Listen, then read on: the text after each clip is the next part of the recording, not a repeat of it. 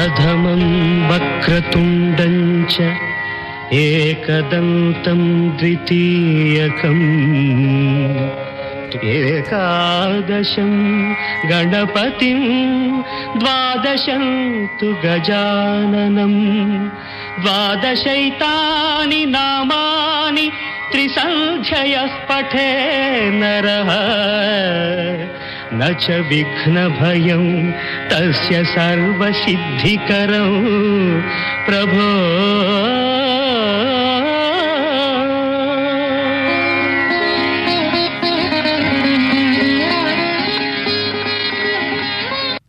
The following 2RRR program broadcast in the Kannada language is supported by the Community Broadcasting Foundation of Australia.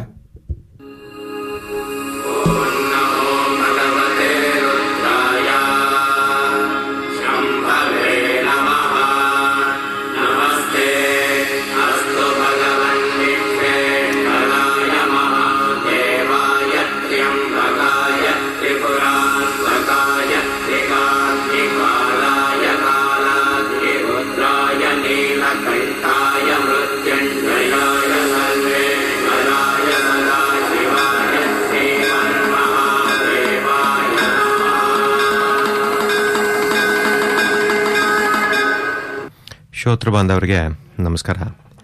Mahashivratri ಹಬ್ಬದ ಹಾರ್ದಿಕ ಶುಭಾಶಯಗಳನ್ನು ಕೋರ್ತಾ ನಿಮ್ಮನ್ನ ಆತ್ಮೀಯವಾಗಿ ಸ್ವಾಗತ ಕೋರ್ತಾ ಇದ್ದೀನಿ. ನಾನು ಮಹೇಶ್ ರಾವ್. ನಾನು ಶಶಿಕಾಂತ. ನಮಸ್ಕಾರ ಶ್ರೋತೃಗಳಿಗೆಲ್ಲ ನಮಸ್ಕಾರ. ನೀವು ಕೇಳ್ತಾ ಇದ್ದೀರಾ 2RRR ಸಿಡ್ನಿ ಕನ್ನಡವಾಣಿ ಬಾನುಲಿ ಕಾರ್ಯಕ್ರಮ. ಇವತ್ತು ಫೆಬ್ರವರಿ ತಿಂಗಳ 15ನೇ ತಾರೀಕು ಭಾನುವಾರ. ಈಗ ಸಮಯ 1:02:03. ಇವತ್ತಿನ ನಮ್ಮ ನೇರ ಪ್ರಸಾರ 2RRR ನಿಲಯದ ಹೆನ್ಲಿ ಸ್ಟುಡಿಯೋಯಿಂದ ಮೂಡಿ ಬರ್ತಾ ಇದೆ. ನಮ್ಮ ಕಾರ್ಯಕ್ರಮದ ಬೆಳವಣಿಗೆಗೆ ನಿಮ್ಮ ಅಭಿಪ್ರಾಯ, ಅನಿಸಿಕೆ ಹಾಗೂ ಟೀಕೆ ಬಹಳನೇ ಮುಖ್ಯ. ನೀವು ಸಿಡ್ನಿಯಿಂದ 9816-2777, ಆಸ್ಟ್ರೇಲಿಯಾದ ಬೇರೆ ರಾಜ್ಯಗಳಿಂದ 029816-2777 ಹಾಗೂ ಪ್ರಪಂಚದಾದ್ಯಂತ +6129816-2777ಗೆ ಕರೆ ಮಾಡಿ ನಮ್ಮ ಜೊತೆ ನೀವು ಮಾತಾಡ್ಬೋದು. ಅಲ್ಲದೆ ನಮ್ಮ ಫೇಸ್ಬುಕ್, ಯೂಟ್ಯೂಬ್ ಇಲ್ಲ ಇನ್ಸ್ಟಾಗ್ರಾಮ್ ಪೇಜ್ಗಳಿಗೆ ಹೋಗಿ ನೀವು ಅಲ್ಲಿ ಕಮೆಂಟ್ ಕೂಡ ಮಾಡ್ಬೋದು. ಹಾಗೂ ನಮ್ಮ ಇಮೇಲ್ ID ಸಿಡ್ನಿ ಕನ್ನಡವಾಣಿ, ಒಂದು ವರ್ಡ್ ಅದು ಸಿಡ್ನಿ ಕನ್ನಡವಾಣಿ @gmail.com. ಅಲ್ಲಿಗೆ ಹೋಗಿ ನೀವು ನಮಗೆ ಇಮೇಲ್ ಕೂಡ ಮಾಡ್ಬೋದು. ಇವತ್ತು ನನ್ನ ಜೊತೆ ಸ್ಟುಡಿಯೋಲಿ ಶ್ರೀ ಶಶಿಕಾಂತ್ ಅವರಿದ್ದಾರೆ. ನಮಸ್ಕಾರ. ನಮಸ್ಕಾರ. ಇವತ್ತು ಮಹಾಶಿವರಾತ್ರಿ ಹಾಗೂ ಸಿಡ್ನಿಲಿ ಪುರಂದರದಾಸರ ಆರಾಧನೆಯ 26ನೇ ವಾರ್ಷಿಕೋತ್ಸವ. ಡಾಕ್ಟರ್ ಸಿಡ್ನಿ ಶ್ರೀನಿವಾಸ್ ಹಾಗೂ ರಾಜ್ ನಟರಾಜನ್ ಅವರು ಇಬ್ರು ಅಲ್ಲಿದ್ದಾರೆ. ವಿಶೇಷ ಕಾರ್ಯಕ್ರಮ ಮುಂದಿನ ವಾರ ಇದೆ. ಪುರಂದರದಾಸರ ಆರಾಧನೆ 26ನೇ ವಾರ್ಷಿಕೋತ್ಸವ. ಅಲ್ಲದೆ ಶಶಿಕಾಂತ್ ಅವರೇ, ಫೆಬ್ರವರಿ 13ನೇ ತಾರೀಕು 2026 ವರ್ಲ್ಡ್ ರೇಡಿಯೋ ಡೇ. ಏನಂದ್ರೆ ಪ್ರಪಂಚದಾದ್ಯಂತ ಫೆಬ್ರವರಿ 13ನೇ ತಾರೀಕು ವರ್ಲ್ಡ್ ರೇಡಿಯೋ ಡೇನ ಆಚರಣೆ ಮಾಡ್ತಾರೆ. 1946ರಲ್ಲಿ ಯುನೈಟೆಡ್ ನೇಷನ್ಸ್ ರೇಡಿಯೋ ಸ್ಥಾಪನೆ ಆಯ್ತಂತೆ. ಹಾಗಾಗಿ 13ನೇ ತಾರೀಕಿನ ವರ್ಲ್ಡ್ ರೇಡಿಯೋ ಡೇ ಅಂತ ಮಾಡ್ತಾರೆ. 80 ವರ್ಷ ಆಗ್ತಾ ಬಂತಾಗ್ಲೇ ನೋಡಿ. 80 ವರ್ಷ ಉಳಿದಿದೆ ಅಂತಂದ್ರೆ ರೇಡಿಯೋ ಕಾರ್ಯಕ್ರಮದ ಇಂಪಾರ್ಟೆನ್ಸ್ಗೆ ಒಂದು ಇದೇ ಪ್ರೂಫ್ ಅಂತ ಅನ್ಸುತ್ತಲ್ವಾ? ಖಂಡಿತ ಖಂಡಿತ. ಮುಂಚೆ ಇತ್ತಲ್ಲ ಯಾವುದದು SMS ಅಲ್ಲ, SOS ಇತ್ತು. ಅದರಿಂದ ರೇಡಿಯೋಗೆ ಇದು ಮ್ಯೂಟೇಟ್ ಆಗಿದ್ದು. 1946 ಅಂದ್ವಿ ವರ್ಲ್ಡ್ ರೇಡಿಯೋ ಡೇ. 8 ವರ್ಷಗಳಾದ್ಮೇಲೆ 1954ರಲ್ಲಿ ಭಾರತದಲ್ಲಿ ನಾಗರಿಕರಿಗೆ ಒಂದು ಪ್ರಶಸ್ತಿ ರಚಿಸಿದ್ರು. ಅದರಲ್ಲಿ 4 ಇತ್ತು: ಭಾರತ ರತ್ನ, ಪದ್ಮವಿಭೂಷಣ, ಪದ್ಮಭೂಷಣ ಹಾಗೂ ಪದ್ಮಶ್ರೀ ಅಂತ. ಈ ವರ್ಷ 2026ರಲ್ಲಿ 13 ಗಣ್ಯ ವ್ಯಕ್ತಿಗಳಿಗೆ ಪದ್ಮಭೂಷಣ ಪ್ರಶಸ್ತಿ ನೀಡಿ ಪುರಸ್ಕಾರ ಮಾಡಲಾಗಿತ್ತು. ಸೊ ನಮ್ಮ ಕರ್ನಾಟಕದ ಡಾಕ್ಟರ್ ಶತಾವಧಾನಿ ಆರ್ ಗಣೇಶ್ ಅವರಿಗೆ 2026ರಲ್ಲಿ ಈ ಗೌರವ ಇದು ಪಟ್ಟಿಗೆ ಅವರು ಸೇರಿದ್ರು. ಪದ್ಮಭೂಷಣ ಪ್ರಶಸ್ತಿ ನೀಡಿ ಅವರಿಗೆ ಗೌರವ ಸಲ್ಲಿಸಿದ್ದಾರೆ. ಸೊ ಇದನ್ನ ಟಿಪ್ಪಣಿ ಯಾಕೆ ಕೊಟ್ಟೆ ಅಂದರೆ, ಕಳೆದ ವಾರ ನಾವು ಮೊನ್ನೆ ಒಂದು ಇಂಟರ್ವ್ಯೂ ಆಯಿತು. ಅದ್ರ ಬಗ್ಗೆ ಹೇಳ್ತೀರಾ? ಹೌದು, ನಾನು ಗಣೇಶ್ ಅವ್ರ ತಂದೆಯವ್ರ ಮನೇಲಿ ನಾವು ಬಾಡಿಗೆಗಿದ್ದು ತುಂಬಾ ಹಿಂದೆ. ಅದರಿಂದಾಗಿ ಗಣೇಶ್ ಅವ್ರನ್ನ ಕಾಂಟ್ಯಾಕ್ಟ್ ಮಾಡೋ ಲಭ್ಯ ಆಯಿತು. ಅವ್ರಿಗೆ ಪದ್ಮಭೂಷಣ ಪ್ರಶಸ್ತಿ ಬಂದ ಮೇಲೆ ಅವ್ರನ್ನ ಕಾಂಟ್ಯಾಕ್ಟ್ ಮಾಡಿದ್ರೆ ಅವ್ರ ಆಗನಿಂದ ಈಗಿನ ತನಕ ಒಂದೇ ಒಂದು ಚೂರು ಬದಲಾವಣೆ ಆಗಿಲ್ಲ. ಅವರಲ್ಲಿ ಹಾಗೇ ಇದ್ದಾರೆ, ಎಲ್ಲ ಜ್ಞಾಪಕನೂ ಇಟ್ಕೊಂಡಿದ್ದಾರೆ ನಮ್ಮ ಜೊತೆ. ಅವ್ರ ಮನೇಲಿ ಇದ್ದಿದ್ದು ಎಲ್ಲದುವೆ. ಅವರು ಇಮ್ಮಿಡಿಯೇಟ್ ಆಗಿ ನಾವು ಇಂಟರ್ವ್ಯೂಗೆ ಅವಕಾಶ ಕೇಳಿದ್ರೆ ಅವರು ಇಲ್ಲ ಅನ್ಲಿಲ್ಲ, ಖಂಡಿತವಾಗಿ ಆಗಲಿ ಅಂತಂದ್ರು. ಕರೆಕ್ಟಾಗಿ ಹೇಳಿದ ಟೈಮ್ಗೆ ಹೇಳಿದ ದಿನ ತಾವು ಡಯಲ್ ಮಾಡಿ ಶ್ರದ್ಧೆಯಿಂದ ಇಂಟರ್ವ್ಯೂ ಕೊಟ್ಟಿದ್ದಕ್ಕೆ ಅವರಿಗೆ ತುಂಬ ತುಂಬ ಧನ್ಯವಾದಗಳು ನಮ್ಮದು. ಹೌದು. ಈಗ ಶತಾವಧಾನಿ ಡಾಕ್ಟರ್ ಆರ್ ಗಣೇಶ್ ಅವ್ರ ಜೊತೆ ಮಾಡಿದ ಸಂದರ್ಶನ ಭಾಗ 1 ಕೇಳಿ. ಗೌರವಾನ್ವಿತ ಶ್ರೀ ಆರ್ ಗಣೇಶ್ ಅವಧಾನಿ ಅವರಿಗೆ ಸಿಡ್ನಿ ಕನ್ನಡವಾಣಿಯ ಆಹ್ವಾನ ಮತ್ತು ಧನ್ಯವಾದಗಳು. ಗಣೇಶ್ ಅವರೇ, ಖಂಡಿತವಾಗಿ ನಮ್ಮೊಡನೆ ಇವತ್ತು ಗಣೇಶ್ ಅವರೇ ಮಹೇಶ್ ರಾವ್ ಇದ್ದಾರೆ, ಶ್ರೀನಿವಾಸ್ ಕಾರ್ಕೇನಹಳ್ಳಿ ಅವರಿದ್ದಾರೆ, ರಾಜ್ ನಟರಾಜನ್ ನಮ್ಮ ಅಣ್ಣ, ಇಷ್ಟು ಜನ ಇದ್ದಾರೆ. ನಾನು ಶಶಿಕಾಂತ್ ಮಾತಾಡ್ತಾ ಇರೋದು. ನೀವು ನಮ್ಗೆ ಇವತ್ತು ಸಮಯ ಕೊಟ್ಟಿದ್ದಕ್ಕೆ ಬಹಳ ಬಹಳ ಧನ್ಯವಾದಗಳು ಗಣೇಶ್ ಅವರೇ. ನನಗೂ ನಿಮ್ಮೆಲ್ಲರ ಜೊತೆ ಮಾತಾಡೋ ಅವಕಾಶ ಬಂದಿದ್ದಕ್ಕೆ ತುಂಬಾ ಸಂತೋಷ ಇದೆ. ಬಹಳ ಧನ್ಯವಾದ. Thank you very much Ganesh ಅವರೇ. ಇವಾಗ ಮೊದಲನೇ ಪ್ರಶ್ನೆ ನಂದು ಗಣೇಶ್ ಅವರೇ. ಪದ್ಮಭೂಷಣ ದಯವಿಟ್ಟು ಗಣೇಶ್ ಅಂತ ಕರೆದು ಬಿಡಿಪ್ಪ, ಬಹಳ ನೆಮ್ಮದಿಯಾಗಿರ್ತೀನಿ. ಅವರೇ ಹೆಸರು ಹುರುಳಿ ಬೇಡ. ಆಯ್ತು ಗಣೇಶ್, ಪದ್ಮಭೂಷಣ ಪ್ರಶಸ್ತಿ ಸಂದ ಸಂದರ್ಭದಲ್ಲಿ ನಿಮಗೆ ಹಾರ್ದಿಕ ಅಭಿನಂದನೆಗಳು. ಇಡೀ ದೇಶವೇ ನಿಮ್ಮನ್ನು ಕೊಂಡಾಡುತ್ತಿರುವ ಈ ಸುಸಂದರ್ಭದಲ್ಲಿ ನಿಮ್ಮ ಮನಸ್ಸಿನಲ್ಲಿ ಮೊದಲು ಮೂಡಿದ ಆಲೋಚನೆ ಏನು? ಈ ಗೌರವವನ್ನು ನೀವು ವೈಯಕ್ತಿಕ ಸಾಧನೆಯಾಗಿ ನೋಡುತ್ತೀರಾ ಅಥವಾ ಭಾರತೀಯ ಸಾಂಸ್ಕೃತಿಕ ಪರಂಪರೆಯ ಗೆಲುವಾಗಿ ನೋಡುತ್ತೀರಾ ಗಣೇಶ್? ಒಳ್ಳೆ ಪ್ರಶ್ನೆ.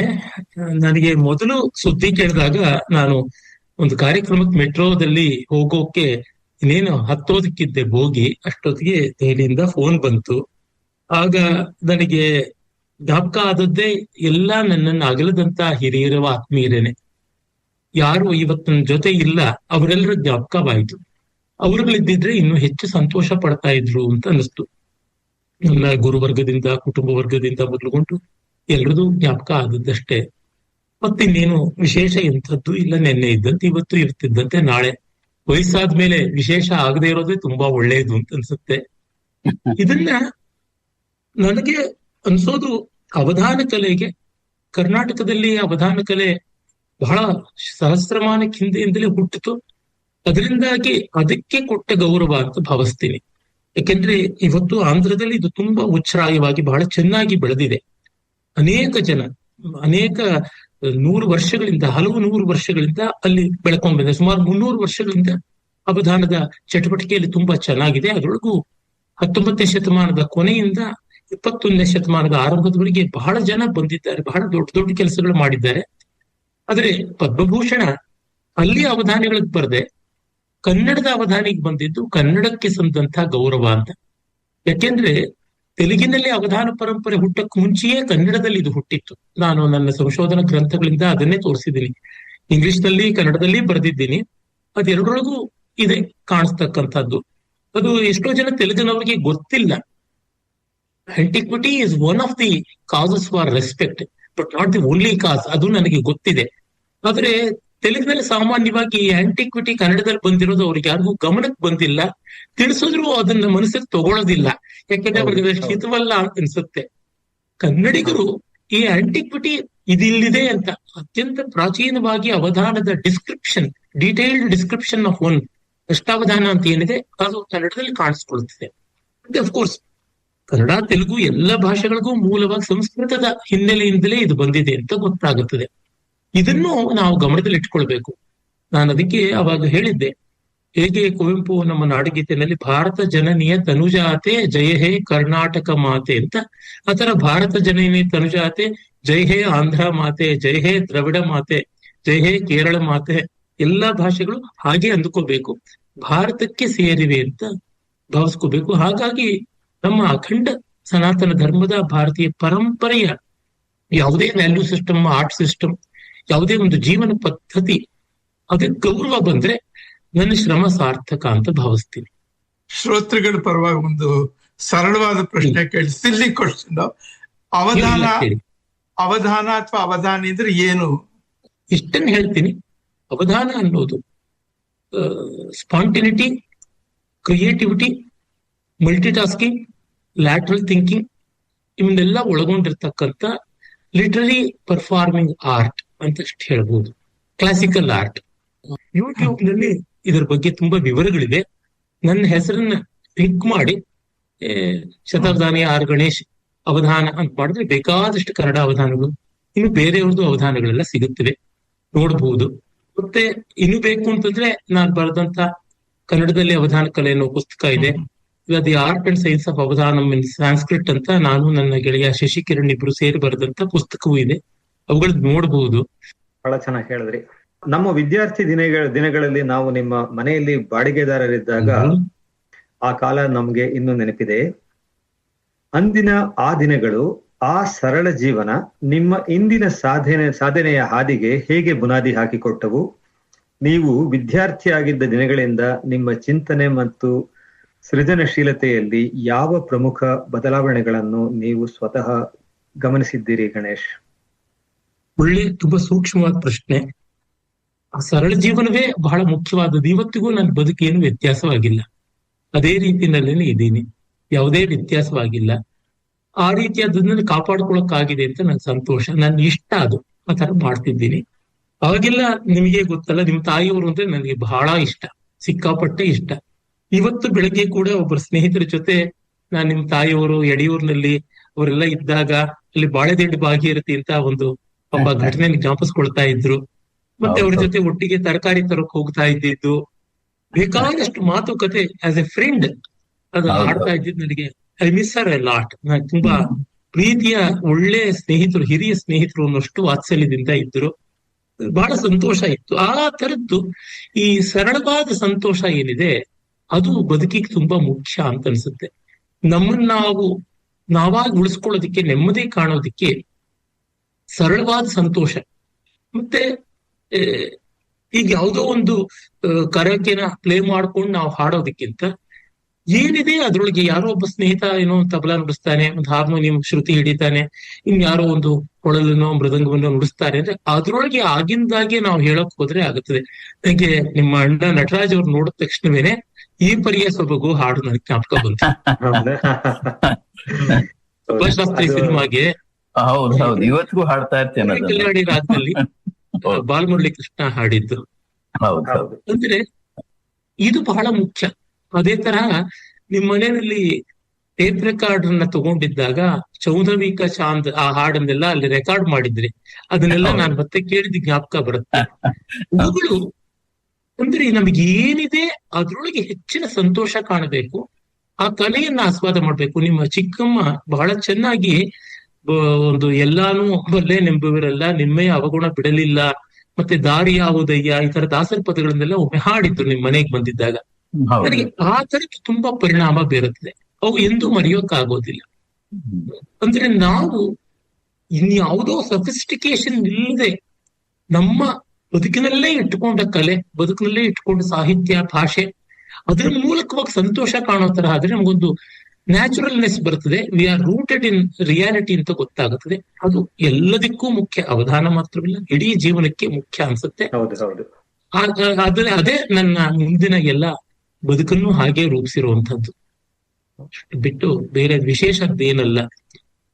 ಆಗಿನ ಹರಿಕಥೆಗಳಿಗೆ ಹೋಗ್ತಾ ಇದ್ದಿದ್ದು, ಸಂಗೀತ ಕಚೇರಿ ಕೇಳ್ತಾ ಇದ್ದಿದ್ದು, ಆರ್ಕೆಸ್ಟ್ರಾ ಕೇಳ್ತಾ ಇದ್ದಿದ್ದು, ಲೈಬ್ರರಿ ಪುಸ್ತಕಗಳಿಗೆ ತಗೊಂಡ್ ಬಂದು ಓದ್ತಾ ಇದ್ದಿದ್ದು, ಇವು ನಿಂತು ಸಿನಿಮಾ ನೋಡಿ ಒಂದು 15 ದಿವಸ 20 ದಿವಸ ಕ್ಲಾಸ್ಮೇಟ್ ಜೊತೆ ಅದ್ರ ಬಗ್ಗೆ ಮಾತಾಡ್ತಾ ಇದ್ದಿದ್ದು. ಅಂದ್ರೆ more than the think of enjoyment, the process of enjoyment, ಪ್ರಕ್ರಿಯೆ ದೊಡ್ಡದು ಪ್ರಾಡಕ್ಟ್ ಗಿಂತ ಅಂತನ್ನುವುದು ನನಗೆ ಗಟ್ಟಿಯಾಗಿ ಮನಸ್ಸಿನಲ್ಲಿ ಊರಿದ್ದು. ಈಗ ಹೈಡ್ ಸೈಟ್ ಇಂದ ನೋಡಿದಾಗ ಅವು ಹೇಗ್ ಪರಿಣಾಮ ಬೀರ್ತು ಅಂತ ಗೊತ್ತಾಗ್ತಾ ಇದೆ. ಆಗ ಇವೆಲ್ಲ ತಿಳುವಳಿಕೆ ಇರ್ಲಿಲ್ವಾದ್ರು ಆಗಿನ ಅನುಭವ ಈಗಿನ ರೆಕಾಗ್ನಿಷನ್ ಪ್ರತ್ಯಭಿಜ್ಞಾನವಾಗಿ ಹೆಚ್ಚು ಸಂತೋಷ ಕೊಡ್ತಾ ಇದೆ, ಹೆಚ್ಚು ಪರಿಣಾಮ ಬೀರ್ತಿದೆ. ಬಹಳ ಚೆನ್ನಾಗಿ ಹೇಳಿದ್ರಿ ಗಣೇಶ್ ಅವರೇ. ನೀವು ಅವಧಾನ ಮಾತ್ರ ಅಲ್ಲ, ಅನೇಕ ಕ್ಷೇತ್ರಗಳಲ್ಲಿ ನೀವು ಹೆಸರು ಮಾಡಿದ್ದೀರಿ. ಅದರಲ್ಲಿ ಸಂಗೀತ ಇರ್ಬೋದು, ಸಂಸ್ಕೃತಿ ಇರ್ಬೋದು, ಇತಿಹಾಸ, ಪುರಾಣ ಇತ್ಯಾದಿ ಎಲ್ಲ. ಅದರಿಂದ ನಿಮ್ಮನ್ನ ಮುಂದೆ ಕೂತ್ಕೊಂಡು ನಿಮ್ಮನ್ನ ಒಂದೆರಡು ಪ್ರಶ್ನೆ ಕೇಳೋದು ನನ್ನ ಇದು ಒಂದು ಫಾರ್ಚೂನ್ ಅಂತ. ಅಂದ್ರೆ ಈ ತರ ಒಂದು ಪ್ರಶಸ್ತಿ ನಿಮ್ಮನ್ನ ಗುರುತಿಸಿ ಕೊಟ್ಟಿರೋದಕ್ಕೆ ನಿಮಗೆ ನಮ್ಮ ಅಭಿನಂದನೆಗಳು ಮತ್ತು ಅಭಿವಂದನೆಗಳು. ನಮಸ್ಕಾರ.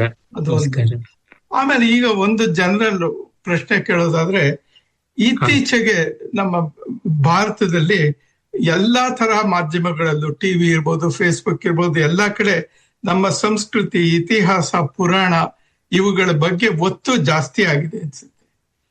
ಅದಾದ್ಮೇಲೆ ಕೆಲವು ಟಿವಿಗಳನ್ನ ತಗೊಂಡ್ರೆ ಬೆಳಗ್ಗೆ ಬರೀ ಇದೇ ವಿಚಾರಗಳು ಬರ್ತಾ ಇರುತ್ತವೆ. ದೇವಸ್ಥಾನಗಳಿಗೆ ಹೋದ್ರಂತೂ ಕ್ಯೂ ದಿನೇ ಉದ್ದ ಬೆಳ್ಕೊಂಡು ಹೋಗ್ತಾ ಇದೆ. ಆದ್ರೆ ಭಾರತದಲ್ಲಿ ನಿಜವಾಗ್ಲೂ ಇದೊಂದು ಮೇಲ್ ಕಾಣುವಂತ ಒಂದು ಬದಲಾವಣೆ. ಆದ್ರೂ ಆಂತರಿಕವಾಗಿ ಇವೆಲ್ಲದರಿಂದ ಭಾರತದಲ್ಲಿ ಏನಾದ್ರೂ ಬದಲಾವಣೆ, ಪುನಶ್ಚೇತನ ಅಥವಾ ಪರಿವರ್ತನೆ ಆಗಿದೆ ಅನ್ಸುತ್ತಾ ನಿಮ್ಗೆ? ನಿಜ, ಬಹಳ ಗಂಭೀರವಾದ ಪ್ರಶ್ನೆ ಕೇಳ್ತಾ ಇದ್ದೀರಾ. ಏನಂದ್ರೆ ಒಂದು ಕ್ರಮದಿಂದ ಮತ್ತೊಂದು ಕ್ರಮಕ್ಕೆ ಮಾರ್ಪಾಡಾಗುವಾಗ, ಪಲ್ಲಟವಾಗುವಾಗ, ಒಂದು ಯುಗದಿಂದ ಮತ್ತೊಂದು ಯುಗ ಬರುವಾಗ ಯುಗಸಂಧಿ ಅಂತೀವಿ. ಆ ಯುಗಸಂಧಿಯಲ್ಲಿ ಸಾಕಷ್ಟು ಕನ್ಫ್ಯೂಷನ್ಸು, ಕಾನ್ಫ್ಲಿಕ್ಟ್ಸು ಇರುತ್ತವೆ. ಭೈರಪ್ಪನವರು ಅವರ ವಂಶವೃಕ್ಷ ಕಾದಂಬರಿಯನ್ನು ಕುರಿತು ಅವರೇ ಹೇಳ್ತಾರೆ, ಅದೊಂದು ಯುಗಸಂಧಿಯ ಚಿತ್ರಣ ಅಂತಂತಾರೆ. ಮಹಾಭಾರತ ಕಾವ್ಯವೇ ನೋಡಿದ್ರೆ ಅದೊಂದು ಯುಗಸಂಧಿಯ ಚಿತ್ರಣ ಅಂತ ಗೊತ್ತಾಗುತ್ತದೆ. ಹಾಗೆ ಒಂದು change of values and change of perspectives ಆಗುವಾಗ ಒಂದಿಷ್ಟು ಕನ್ಫ್ಯೂಷನ್ಸ್ ಇರುತ್ತೆ. ಸಾಮಾನ್ಯವಾದದ್ದು, ಅಗ್ಗವಾದದ್ದು, ಜಳ್ಳಾದದ್ದು, ಪೊಳ್ಳಾದದ್ದು ಎಲ್ಲ ಬರುತ್ತೆ. ಅದು ಹೇಗೆ ಅಂದ್ರೆ ಮಳೆಗಾಲದ ಪ್ರವಾಹ ಬಂದಂತೆ. ನೀವು ಪ್ರವಾಹದಲ್ಲಿ ನೀರು ಬಗ್ಗಡವಾಗಿದೆ, ಕೆಂಪಾಗಿದೆ, ಕೊಳೆಯಾಗಿದೆ, ಎಲ್ಲ ಕೊಚ್ಕೊಂಡು ಬಂದಿದೆ, ಅದು ಬೇಡ ಅಂತಂದ್ರೆ ನೀರೇ ಇಲ್ಲದಂತೆ ಆಗುತ್ತದೆ. ಮಳೆಗಾಲ ಬರ್ಲೇಬೇಕು. ಒಂದೊಂದು 3 ತಿಂಗಳು ಕೋಲಾಹಲ ಇರುತ್ತದೆ, ಆಮೇಲೆ ತಿಳಿ ಆಗುತ್ತದೆ, ಶರತ್ಕಾಲ ಬರುತ್ತದೆ. ಆ ಶರತ್ಕಾಲದ ತಿಳಿಯಾದ ನದಿ ಹರಿದು ಎಲ್ಲರಿಗೂ ಬದುಕನ್ನು ಕೊಡುತ್ತದೆ. ಈ ತರ ಇರುತ್ತದೆ. ಮತ್ತೆ ನಾನು ಯಾವತ್ತೂ ನಮ್ಮ ದೇಶದ ಭವಿಷ್ಯತ್ತಿನ ಬಗ್ಗೆ ಪೆಸಿಮಿಸ್ಟಿಕ್ ಆಗಿ, ನಿಷೇಧಾತ್ಮಕವಾಗಿ, ನಕಾರಾತ್ಮಕವಾಗಿ ನಾನು ಆಲೋಚನೆ ಮಾಡೋದಿಲ್ಲ. ನನಗೆ ತುಂಬಾ ಗುಣಾಂಶಗಳೇ ಕಂಡಿವೆ. ಉದಾಹರಣೆಗೆ ಹೇಳ್ಬೇಕು ಅಂದ್ರೆ, ನನ್ನ ಸ್ನೇಹಿತರ ಮಗ, ಅವನು ನನ್ನ ಸ್ನೇಹಿತ ಕೂಡ ಹೌದು. ನನಗೆ ಸುಮಾರು ವರ್ಷಗಳಿಂದ ನನಗಿಂತ ತುಂಬಾ ದೊಡ್ಡವರಾದವರು, 40 ವರ್ಷಕ್ಕೂ ಹೆಚ್ಚು ದೊಡ್ಡವರಾದವರು ಸ್ನೇಹಿತರಿದ್ರು. ಈಗೊಂದು 30-40 ವರ್ಷಗಳ ಕೆಳಗೆ. ಈಗ ನನಗಿಂತ 30-40 ವರ್ಷ ಚಿಕ್ಕವರು ಸ್ನೇಹಿತರಿದ್ದಾರೆ. ನನಗಿಂತ 42 ವರ್ಷ ಚಿಕ್ಕವನೊಬ್ಬ ತರುಣ ಮಿತ್ರ, ಅವನು ಸುಮಂತ ಬಸವಪಟ್ನ ಅಂತ ಹೇಳಿ ಬರ್ಕ್ಲಿ ಯೂನಿವರ್ಸಿಟಿನಲ್ಲಿ ಕಂಪ್ಯೂಟರ್ ಸೈನ್ಸ್ ಡಿಗ್ರಿ ಮುಗಿಸ್ದ. ಬೆಂಗಳೂರಿನ ಹುಡುಗ, 10 ವರ್ಷದ ಕೆಳಗೆ ಅಮೆರಿಕಾಗೆ ಹೋಗಿ ಪೇರೆಂಟ್ಸ್ ಜೊತೆ ಸೆಟ್ಲ್ ಆದವನು. ಅವನು ಎಷ್ಟು ಒಳ್ಳೆಯ ಸಂಸ್ಕೃತ ಕವಿ ಅಂದ್ರೆ, ಈಗ ಒಂದು 6 ತಿಂಗಳ ಕೆಳಗೆ ಕರ್ನಾಟಕಕ್ಕೆ ಬಂದಿದ್ದಾಗ ಅವನು ಬಾಲ್ಯದಿಂದ ಬಲ್ಲೆ, ಅವನ ಕೈಲಿ ಸಂಸ್ಕೃತದಲ್ಲಿ ಅಷ್ಟಾವಧಾನ ಮಾಡಿಸಿದೆ. ಮುಂದಿನ ವರ್ಷ ಬಂದ್ ಮಾಡ್ತೀನಿ ಮಾಮ, ನಾನು ಈಗ ಮಾಡೋದಿಲ್ಲ ಅಂತಂದ್ರೆ, ಅದೆಲ್ಲ ಸಾಧ್ಯ ಇಲ್ಲ, ಈಗಲೇ ಮಾಡೋದು ನಿನಗೆ ಆಗತ್ತೆ ಅಂತ. ಅವನು ಹೋಮರ್ ಮಹಾಕವಿಯ ಇಲಿಯಟೆಡ್ ಒಡಿಸಿ 2 ಕಾವ್ಯಗಳ ಮೇಲೆ ಸಂಸ್ಕೃತದಲ್ಲಿ ಅದ್ಭುತವಾದ ಕಾವ್ಯಗಳನ್ನು ಬರೆದಿದ್ದಾನೆ. 5,000 ಶ್ಲೋಕಗಳು 1.5 ವರ್ಷದಲ್ಲಿ ಬರೆದಿದ್ದಾನೆ. ಅಂದ್ರೆ ಅವನಿಗೆ ಸಾಧ್ಯವಾಯಿತು. ಈಗ ಯಂಗ್ಸ್ಟರ್ಸ್ಗೆ ಅಟೆನ್ಷನ್ ಸ್ಪ್ಯಾನ್ ಇಲ್ಲ, ಮತ್ತೊಂದಿಲ್ಲ, ಮಗದೊಂದಿಲ್ಲ ಅಂದ್ರೆ it is an extraordinary evidence. ಅವನಿಗಿಂತ ಹತ್ತತ್ರ ಒಂದು 9-10 ವರ್ಷ ದೊಡ್ಡವನು, ನನ್ನ ಕೋ ಆಥರ್ ಅಂಡ್ ಕೋ ರಿಸರ್ಚರ್, ಮತ್ತೆ ತುಂಬಾ ನನ್ನ ಜೊತೆನೇ ಇರತಕ್ಕಂತ ವ್ಯಕ್ತಿ, BN ಶಶಿಕಿರಣ್ ಅಂತ. Extraordinary brilliant rank student mechanical engineering ಅಲ್ಲಿ, ಮಹಾ ವಿದ್ವಾಂಸ. ಇವತ್ತು ಅಖಿಲ ಭಾರತ ಮಟ್ಟದಲ್ಲಿ ಅಷ್ಟು ಒಳ್ಳೆಯ ಸಂಸ್ಕೃತ ಗದ್ಯವನ್ನು ಬರೆಯುವಂತವ್ರು ಇಲ್ಲ ಅಂತ. ಈಗಾಗಲೇ ಅನೇಕ ಗ್ರಂಥಗಳನ್ನು ಬರೆದಿದ್ದಾರೆ. ಪರೀಕ್ಷಾ ಪತ್ರಿಕೆ ಆನ್ಲೈನ್ ಪೋರ್ಟಲ್ ಅನ್ನ ಕೋ ಎಡಿಟರ್ ಅಲ್ಲಿ ಒಬ್ರು, ಅಷ್ಟು ದೊಡ್ಡ ಕೆಲಸ ಮಾಡಿದ್ದಾರೆ ಸಂಸ್ಕೃತ, ಕನ್ನಡ, ಇಂಗ್ಲಿಷ್ ಅಲ್ಲೂ. ಈ ತರ ಮತ್ತೊಬ್ಬ ಗೆಳೆಯ, ಆತನು 36 ವರ್ಷ, ಅರ್ಜುನ್ ಭರದ್ವಾಜ್ ಅಂತ. ಅವರು ಆಸ್ಟ್ರೇಲಿಯಾಗೂ ಕೂಡ ಬಂದಿದ್ರು. ಹಾ, ಅರ್ಜುನ್ ಭರದ್ವಾಜ್ ನೀವೇ ನೋಡಿದಿರಾ, ಆತನ ಕ್ವಾಲಿಟಿ ಏನು, ಲರ್ನಿಂಗ್ ಏನು ಅಂತೆಲ್ಲ ಗೊತ್ತಿದೆ. ಹೀಗೆ ಇದೆ. ಈ ತರ ಅಲ್ಲದೆ 2014 ಆದ್ಮೇಲೆ ಇಂಡಿಯನ್ಸ್ ಅಂತ, ಆದ್ಮೇಲೆ ಹಿಂದೂಗಳು ಅಂತ ಆದವರು ಇದ್ದಾರೆ, ಆ ತರದವರು ಇರ್ತಾರೆ. ಆದ್ರೆ ಒಂದು ಮಟ್ಟಕ್ಕೆ ಭಾರತೀಯ ಪರಂಪರೆಯ ಬಗ್ಗೆ, ಸನಾತನ ಧರ್ಮದ ಬಗ್ಗೆ, ಇಲ್ಲಿಯ ಕಲೆ ಸಾಹಿತ್ಯದ ಬಗ್ಗೆ ಜನಸಾಮಾನ್ಯರಿಗೆ ಪ್ರೀತಿ ಬರ್ತಾ ಇದೆ. ಅವೇರ್ನೆಸ್ ಬರ್ತಾ ಇದೆ. ಉದಾಹರಣೆಗೆ ನನ್ನ ಮತ್ತೊಬ್ಬ ಗೆಳೆಯರು ಸಂದೀಪ್ ಬಾಲಕೃಷ್ಣ ಅಂತ ತುಂಬಾ ಪ್ರಖರ ಲೇಖಕರು, ಇಂಗ್ಲಿಷ್ ನಲ್ಲಿ ಬಹಳ ಅದ್ಭುತವಾಗಿ ಪೊಲಿಟಿಕಲ್ ಅನಾಲಿಸಿಸ್ ಮಾಡ್ತಾ ಇರ್ತಾರೆ, ಹಿಸ್ಟಾರಿಕಲ್ ಅನಾಲಿಸಿಸ್ ಮಾಡ್ತಾ ಇರ್ತಾರೆ, ಅನೇಕ ಗ್ರಂಥ ನಿರ್ಮಾತೃಗಳು. ಹಾಗೆ ಮತ್ತೊಬ್ಬರು ಹರಿ ರವಿಕುಮಾರ್ ಅಂತ 41 ವರ್ಷದವರು. ಅವರು ವೈಲಿನಿಸ್ಟ್, ಒಳ್ಳೆ ಇಂಗ್ಲಿಷ್ ಕೋವಿದ, ಅನೇಕ ಭಾಷೆಗಳನ್ನು ಬಲ್ಲವರು, 10 ಗ್ರಂಥಗಳ ಸಂಪಾದಕರಾಗಿ ಅನುವಾದಕರಾಗಿ ಇದ್ದಾರೆ. ಇವರೆಲ್ಲರೂ ಕೂಡ ತಮ್ಮ ಯಾವುದೇ ಸ್ವಾರ್ಥ ಇಲ್ಲದೆ ಆನಂದದಿಂದ ಮಗ್ನತೆಯಿಂದ ಮಾಡ್ತಿದ್ದಾರೆ. ಅದರ ಒಳ್ಳೆ ನರ್ತಕರಿದ್ದಾರೆ ನಮ್ಮಲ್ಲಿ. ಡಾಕ್ಟರ್ ಶೋಭಾ ಶಶಿಕುಮಾರ್ ಇರ್ಬೋದು, ಡಾಕ್ಟರ್ ಮಧುಲಿಕಾ ಇರ್ಬೋದು, ನಮ್ಮ ನಿರುಪಮಾ ರಾಜೇಂದ್ರ ನಿಮಗೆ ಗೊತ್ತೇ ಇದ್ದಾರೆ. ಶಿಷ್ಯ ಪರಂಪರೆಯಲ್ಲಿ ಅನೇಕರಿದ್ದಾರೆ.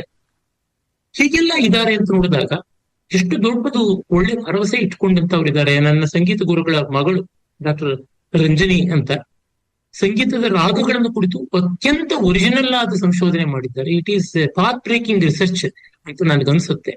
ಹೀಗೆ ಒಳ್ಳೆ ಸಂಗೀತಗಾರ್ತಿ, ಬಹಳ ಇಂಪಾದ ಒಳ್ಳೆ 3 ಸ್ಥಾಯಿಗಳಲ್ಲಿ ಹಾಡಬಲ್ಲಂತ ಕೋವಿದೆ. ಅವ್ರ ತಾಯಿ ನನ್ನ ಗುರು ನಾಗವಲ್ಲಿ ನಾಗರಾಜ್ ಅವರು ಅಷ್ಟೇನು ಸಂಗೀತ ಆ ಮಟ್ಟಕ್ಕೆ. ಹೀಗಾಗಿ ಎಷ್ಟೋ ಜನ ಈ ತರದವರಿದ್ದಾರೆ. ಇದು ನಾನು ಕೆಲವೊಂದು ಉದಾಹರಣೆ ಕೊಟ್ಟೆ, ಈ ತರ ಸಾವಿರಾರು ಉದಾಹರಣೆ ನನ್ನ ಹತ್ರ ಇದೆ. ಅದರಿಂದ ನಾವು ನಿರಾಶರಾಗಬೇಕಾಗಿಲ್ಲ. ನಾನ್ ಭಾವಿಸೋದು ಪ್ರಾಮಾಣಿಕವಾಗಿಷ್ಟೇ, ನನ್ನ ಮುಂದಿನ ಪೀಳಿಗೆಯಲ್ಲಿ ನನಗಿಂತ 10 ಪಟ್ಟು 100 ಪಟ್ಟು ಬುದ್ಧಿವಂತರು ಒಳ್ಳೆಯವರು ಇದ್ದಾರೆ. ಅದಕ್ಕೆ ನಾವು ತುಂಬಾ ಕೃತಜ್ಞರಾಗಿರ್ಬೇಕು ಅನ್ಸುತ್ತೆ. ತುಂಬಾ ಚೆನ್ನಾಗಿ ಹೇಳಿದ್ರಿ. ಈಗ ನೀವೇ ಮುಂದಿನ ಪ್ರಶ್ನೆಗೆ ದಾರಿ ಮಾಡ್ಕೊಟ್ರಿ. ನೀವು ಭೈರಪ್ಪನವ್ರಿಗೆ ಕೊನೆಯಲ್ಲಿ ಅವ್ರ ಬಲಗೈ ಆಗಿದ್ರಿ ಅಂತ ಅನ್ಕೋತಿದ್ ನಾನು. ಅವರ ಒಂದು ಕಾದಂಬರಿಗೆ ನಾಮಕರಣ ಕೂಡ ಮಾಡಿದೀರಾ, ಯಾನ. ವಿಶ್ವಾಸ. ಆ ಯಾನ ಅನ್ನೋದು ನಿಮ್ಮಿಂದಾನೇ ಬಂದ ಹೆಸರು ಅಂತ ನಾನು ಅನ್ಕೋತೀನಿ. ಈ ಸಹಯೋಗ ಹೇಗಿತ್ತು? ಇದು ನಿಮ್ಮ ಇನ್ನೊಂದು ಆಯಾಮ ಅಂತ ಭಾವಿಸ್ತೀನಿ. ಇದ್ರ ಬಗ್ಗೆ ಒಂದೆರಡು ಮಾತಾಡೋದಾದ್ರೆ ಸಂತೋಷ. ಅವಶ್ಯವಾಗಿ ನನಗೆ ಅವ್ರನ್ನ ಸಂಸ್ಮರಿಸ್ಕೊಳ್ಳೋದು ಬಹಳ ಸಂತೋಷದ ಸಂಗತಿ. ಭೈರಪ್ಪನವ್ರು ನಾನು ಅವರ ಕುರಿತು ಅನೇಕ ವರ್ಷಗಳಿಂದ ಓದಿ ಗೊತ್ತಿತ್ತಾದ್ರು ನಾನು ಮೊದಲು ಅವ್ರನ್ನ ನೋಡಿದ್ದು 83ನೇ ಇಸ್ವಿನಲ್ಲಿ ಒಂದು ದೂರದರ್ಶನ ಕಾರ್ಯಕ್ರಮದಲ್ಲಿ ಅವ್ರ ಜೊತೆ ಇಂಟರ್ವ್ಯೂ ಮಾಡೋ ಒಬ್ಬರಲ್ಲಿ ನಾನು ಆಗಿದ್ದೆ. ಆಮೇಲೆ ಅವ್ರನ್ನ ಸುಮಾರು ಈಗ ಒಂದು 35 ವರ್ಷಗಳಿಂದ ಅವರ ಬಳಕೆ ಹೆಚ್ಚಾಗಿದೆ. ಕಳೆದ ಒಂದು 25 ವರ್ಷಗಳಿಂದ ಅಂತೂ ತುಂಬಾ, ಅವರು ತೀರ್ಕೊಳ್ಳೋವರೆಗೂ ವಾರಕ್ಕೆ 1-2 ಸತಿ ನಾನು ಫೋನಲ್ಲಿ ಮಾತಾಡ್ತಾ ಇದ್ದಿದ್ದಾಗಿತ್ತು. ಮೈಸೂರಿಗೆ ಹೋದ್ರೆ ತಪ್ಪದೇ ಅವ್ರು ನೋಡೋದಾಗ್ತಾ ಇತ್ತು. ಅವರ ಆವರಣ ಕಾದಂಬರಿಯಿಂದ ನಾನು ಅವರ ಎಲ್ಲಾ ಕೃತಿಗಳನ್ನು ಓದುತ್ತಾ, ಅವರ ಮ್ಯಾನ್ಸ್ಕ್ರಿಪ್ಟ್ ಕೊಡೋರಲ್ಲ, ಅದಕ್ಕೆ ಫೀಡ್ಬ್ಯಾಕ್ ಕೊಡ್ಬೇಕಾಗ್ತಾ ಇತ್ತು. ಆ ಫೀಡ್ಬ್ಯಾಕ್ ಕೊಟ್ಮೇಲೆ ಅವರು ಸಜೆಷನ್ಸ್ ಎಲ್ಲ ಕೇಳೋರು. ಅವ್ರು ಎಷ್ಟು ದೊಡ್ಡವರು ಅಂದ್ರೆ, ಇದು ನಿನ್ನದೇ ಕೃತಿ ಅಂತ ಅಂದ್ಕೊಂಡು ನಿನಗೆ ಇದನ್ನ ಹೇಗ್ ಇಂಪ್ರೂವೈಸ್ ಮಾಡಕ್ಕಾಗುತ್ತೆ, ಹೇಗ್ ಮಾರ್ಪಡಿಸೋಕ್ಕಾಗುತ್ತೆ, ಏನ್ ಗುಣ ಇದೆ ದೋಷ ಇದೆ ಹೇಳುವವರು. ಆಮೇಲೆ ಅವರು ಪೆನ್ನು ಪ್ಯಾಡ್ ಇಟ್ಕೊಂಡು ಕೂತ್ಕೊಳ್ಳೋರು. ಏನ್ ಹೇಳಿದ್ರು ಅದನ್ನ ಗುರ್ತು ಮಾಡ್ಕೋತೀನಿ ಅಂತ. ಸಾಮಾನ್ಯ ಯಾವ ಲೇಖಕರಿಗಾದ್ರೂ ಇಲ್ಲಿ ಇದು ಚೆನ್ನಾಗಿಲ್ಲ ಅನ್ಸುತ್ತೆ, ಇದನ್ನ ಪರಿಷ್ಕಾರ ಮಾಡ್ಬೋದು, ಇದನ್ನ ಮಾರ್ಪಡಿಸ್ಬೋದು ಅಂದ್ರೆ ಜಸ್ಟಿಫೈ ಮಾಡ್ಕೊಳಕ್ ಬರ್ತಾರೆ. ಅವ್ರು ಒಂಚೂರು ಮಾಡ್ತಾ ಇರ್ಲಿಲ್ಲ. ಸುಮ್ಮನೆ ಕೂತ್ಕೊಂಡು ಹೇಳೋದನ್ನೆಲ್ಲ ಕೇಳಿ ನೋಟ್ ಮಾಡ್ಕೊಳ್ತಾ ಇದ್ರು. ಕೆಲವು ಸತಿ ಇದನ್ನ ನೀನೊಂದು ನೋಟ್ಸ್ ಆಗಿ ಬರ್ಕೊಟ್ಬಿಡು, ನಾನು ಇದನ್ನ ಹಾಗೆ ಇನ್ಕಾರ್ಪೊರೇಟ್ ಮಾಡ್ಕೊಳ್ತೀನಿ, ಈ ತರದ್ದೆಲ್ಲ ಹೇಳ್ತಾ ಇದ್ರು. ಆಮೇಲೆ ಅವರು ನಾನ್ ಲಿಟರರಿ ಅಂದ್ರೆ ನಾನ್ ಫಿಕ್ಷನಲ್ ರೈಟಿಂಗ್ ಅಂತ ಸಂದರ್ಭ ಸಂವಾದ, ಅದಕ್ಕೂ ನಾನೇ ಹೆಸರಿಟ್ಟಿದ್ದು.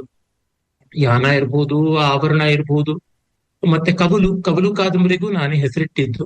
ಅವೆಲ್ಲಕ್ಕೂ ಕೂಡ ಅವರು ಯಾನ ಅವರೇ ಹೆಸರಿಟ್ಟಿದ್ದು, ಕವಲು ಮತ್ತೆ ಆವರಣ ಇದಕ್ಕೆಲ್ಲ ನಾನು ಹೆಸರಿಟ್ಟಿದ್ದು. ಸಂದರ್ಭ ಸಂವಾದ ಈ ತರದ್ದನ್ನೆಲ್ಲ, ಆಮೇಲಿಂದ ಸಾಕ್ಷಿ ಪರ್ವ ಈ ತರದ ರಚನೆಗಳಿಗೆಲ್ಲ ಅವರು ತುಂಬಾ ಸ್ವಾತಂತ್ರ್ಯ ಕೊಡ್ತಾ ಇದ್ರು. ಮತ್ತೆ ಅವರ ವಿಸ್ತಾರವಾದ ಓದು, ವ್ಯಾಪಕವಾದ ಸಂಚಾರ, ದೇಶ ಸಂಚಾರ, ಅದರ ಅನುಭವಗಳನ್ನು ಹೇಳ್ಕೊಳ್ತಾ ಇದ್ರು. ತುಂಬಾ ಜನಕ್ಕೆ ಅವರು ಬಹಳ ರಿಸರ್ವ್ಡ್, ಗಂಭೀರ, ಮಾತು ಕಡಿಮೆ ಅಂತ, ಅಂದ್ರೆ ಬೇಕಾದಂತೆ ನಗಿಸ್ತಾ ಇದ್ರು. ಆಮೇಲೆ ನಮ್ಮ ಸ್ನೇಹಿತರುಗಳನ್ನೆಲ್ಲ ಕರ್ಕೊಂಡು ಹೋಟೆಲ್ಗೂ ಹೋಗಿ, ಒಮ್ಮೆ ಅಂತೂ ಅವ್ರ ಬಿಲ್ ಯಾವತ್ತೂ ಬೇರೆಯವ್ರ ಕೈಲಿ ಕೊಡಿಸ್ತಾ ಇರ್ಲಿಲ್ಲ. ನಾನ್ ದೊಡ್ಡವನು, ನಾನೇ ಕೊಡ್ಬೇಕು, ಆ ತರದ್ದೆಲ್ಲ ಪ್ರೀತಿ ವಿಶ್ವಾಸಗಳಿತ್ತು.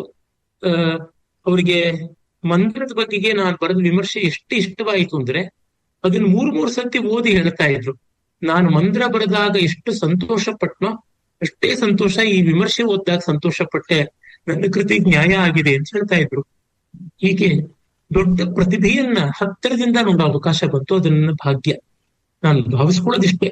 ನೀವು ದೊಡ್ಡ ಮಾತು ಹೇಳಿದ್ರೆ ಅವ್ರ ಬಲಗೈ ಅಂತ ಏನಲ್ಲ, ನಾವೆಲ್ಲ ಅವ್ರ ಕಾಲ ಹತ್ರ ಇರ್ತಕ್ಕಂಥವ್ರು. ಯಾಕೆಂದ್ರೆ ನನಗೆ ಕ್ರಿಯೇಟಿವ್ ಇಮ್ಯಾಜಿನೇಷನ್ ಅಂಡ್ ಜೀನಿಯಸ್ ಹೇಗೆ ವರ್ಕೌಟ್ ಆಗುತ್ತೆ ಅನ್ನೋದನ್ನ ಹತ್ತಿರದಿಂದ ನೋಡ್ಬೇಕು ಅಂತ ಅನ್ನೋದು ನನಗಿದ್ದದ್ದು. ಆ ರೀತಿ ನಾನು ಪದ್ಮಾ ಸುಬ್ರಹ್ಮಣ್ಯಂ ಅವ್ರನ್ನ 40 ವರ್ಷಗಳಿಗೂ ಹೆಚ್ಚು ಕಾಲದಿಂದ ನೋಡ್ತಾ ಬಂದಿದ್ದೀನಿ. ಅವ್ರು ತುಂಬಾ ಪ್ರೀತಿಯಿಂದ ಸ್ವಂತ ತಮ್ಮನ ತರ ನನ್ನನ್ನು ಕಾಣ್ತಾರೆ. ಅವರ ನೃತ್ಯದ ಬಗ್ಗೆ, ಆ ನೃತ್ಯ ವಿಮರ್ಶೆ ಬಗ್ಗೆ, ಅದ್ರ ಬಗ್ಗೆ ನಾನು ಅರ್ಜುನ್ ಇಬ್ರು ಸೇರಿ ಒಂದು ಪುಸ್ತಕವನ್ನೇ ಬರೆದ್ವಿ ಇಂಗ್ಲಿಷ್ ನಲ್ಲಿ. ಆಮೇಲಿಂದ ಬಾಲಮುರಳಿ ಕೃಷ್ಣ ಅವ್ರನ್ನ ಅನೇಕ ಸಂದರ್ಭಗಳಲ್ಲಿ ನೋಡಿ, ಅವ್ರ ಜೊತೆ ಮಾತಾಡಿ, ಅವ್ರ ಸಂಗೀತ ಹೇಗೆ ಬರುತ್ತದೆ, ಅವ್ರ ಕೃತಿ ರಚನೆ ಹೇಗೆ ಅನ್ನೋದು ಮಾತಾಡಿದ್ದುಂಟು. ಅವ್ರು ತುಂಬಾ ಪ್ರಾಮಾಣಿಕವಾಗಿ ಬಹಳ ಸಲಿಗೆಯಿಂದ ಪಾಪ ಕೂಡಿಸ್ಕೊಂಡು ಹೇಳ್ತಾ ಇದ್ರು. ಅದೇ ತರದ್ದೇನೆ ದೊಡ್ಡ ಕಲಾವಿದರು BKS ವರ್ಮಾ ಅಂತ ನನ್ನ ಸ್ನೇಹಿತರಿದ್ರು. He made painting into a performing art. ಅವ್ರ ಹತ್ರ ಕಲೆಗಳ ಸೂಕ್ಷ್ಮತೆಗಳ ಬಗ್ಗೆ ಕೇಳುವಾಗ, ಕಲಾನುಭವದ ಬಗ್ಗೆ ಕೇಳುವಾಗ ಗೊತ್ತಾಗ್ತಿತ್ತು. It is always gratifying to move with a genius and know how the genius works ಅಂತ. ಇದು ನಂಗೆ ಪ್ರೇರಕ್ನವ್ರ ಹತ್ರ ಆಗಿದ್ದು. ಮತ್ತೆ ಅವ್ರಿಗೆ ಅಪಾರ ದೇಶ ಪ್ರೇಮ, ತುಂಬಾ ದೊಡ್ಡ ದೇಶಭಕ್ತ ಅವರು. ಒಂದು ಸ್ಪಾನ್ಸರ್ ಸಂದೇಶ ಕೇಳಿ ಈ ವಿಶೇಷ ಸಂದರ್ಶನನ ಮುಂದುವರ್ಸೋಣ. Let Minuteman Press at Gladesville press your case with designing, printing and promotion with useful promotional products carrying your name and contact to attract prospects and have customers singing your name, with brochures and flyers to relay key messages in an easy to digest format. Graphically appealing, carefully scripted and expertly printed. Yes, let 2RRR sponsor Minuteman press your case. For a free quote, go to minutemanpress.com.au or come on into Unit 4, Gladeview Business Park, 435 Victoria Road, Gladesville.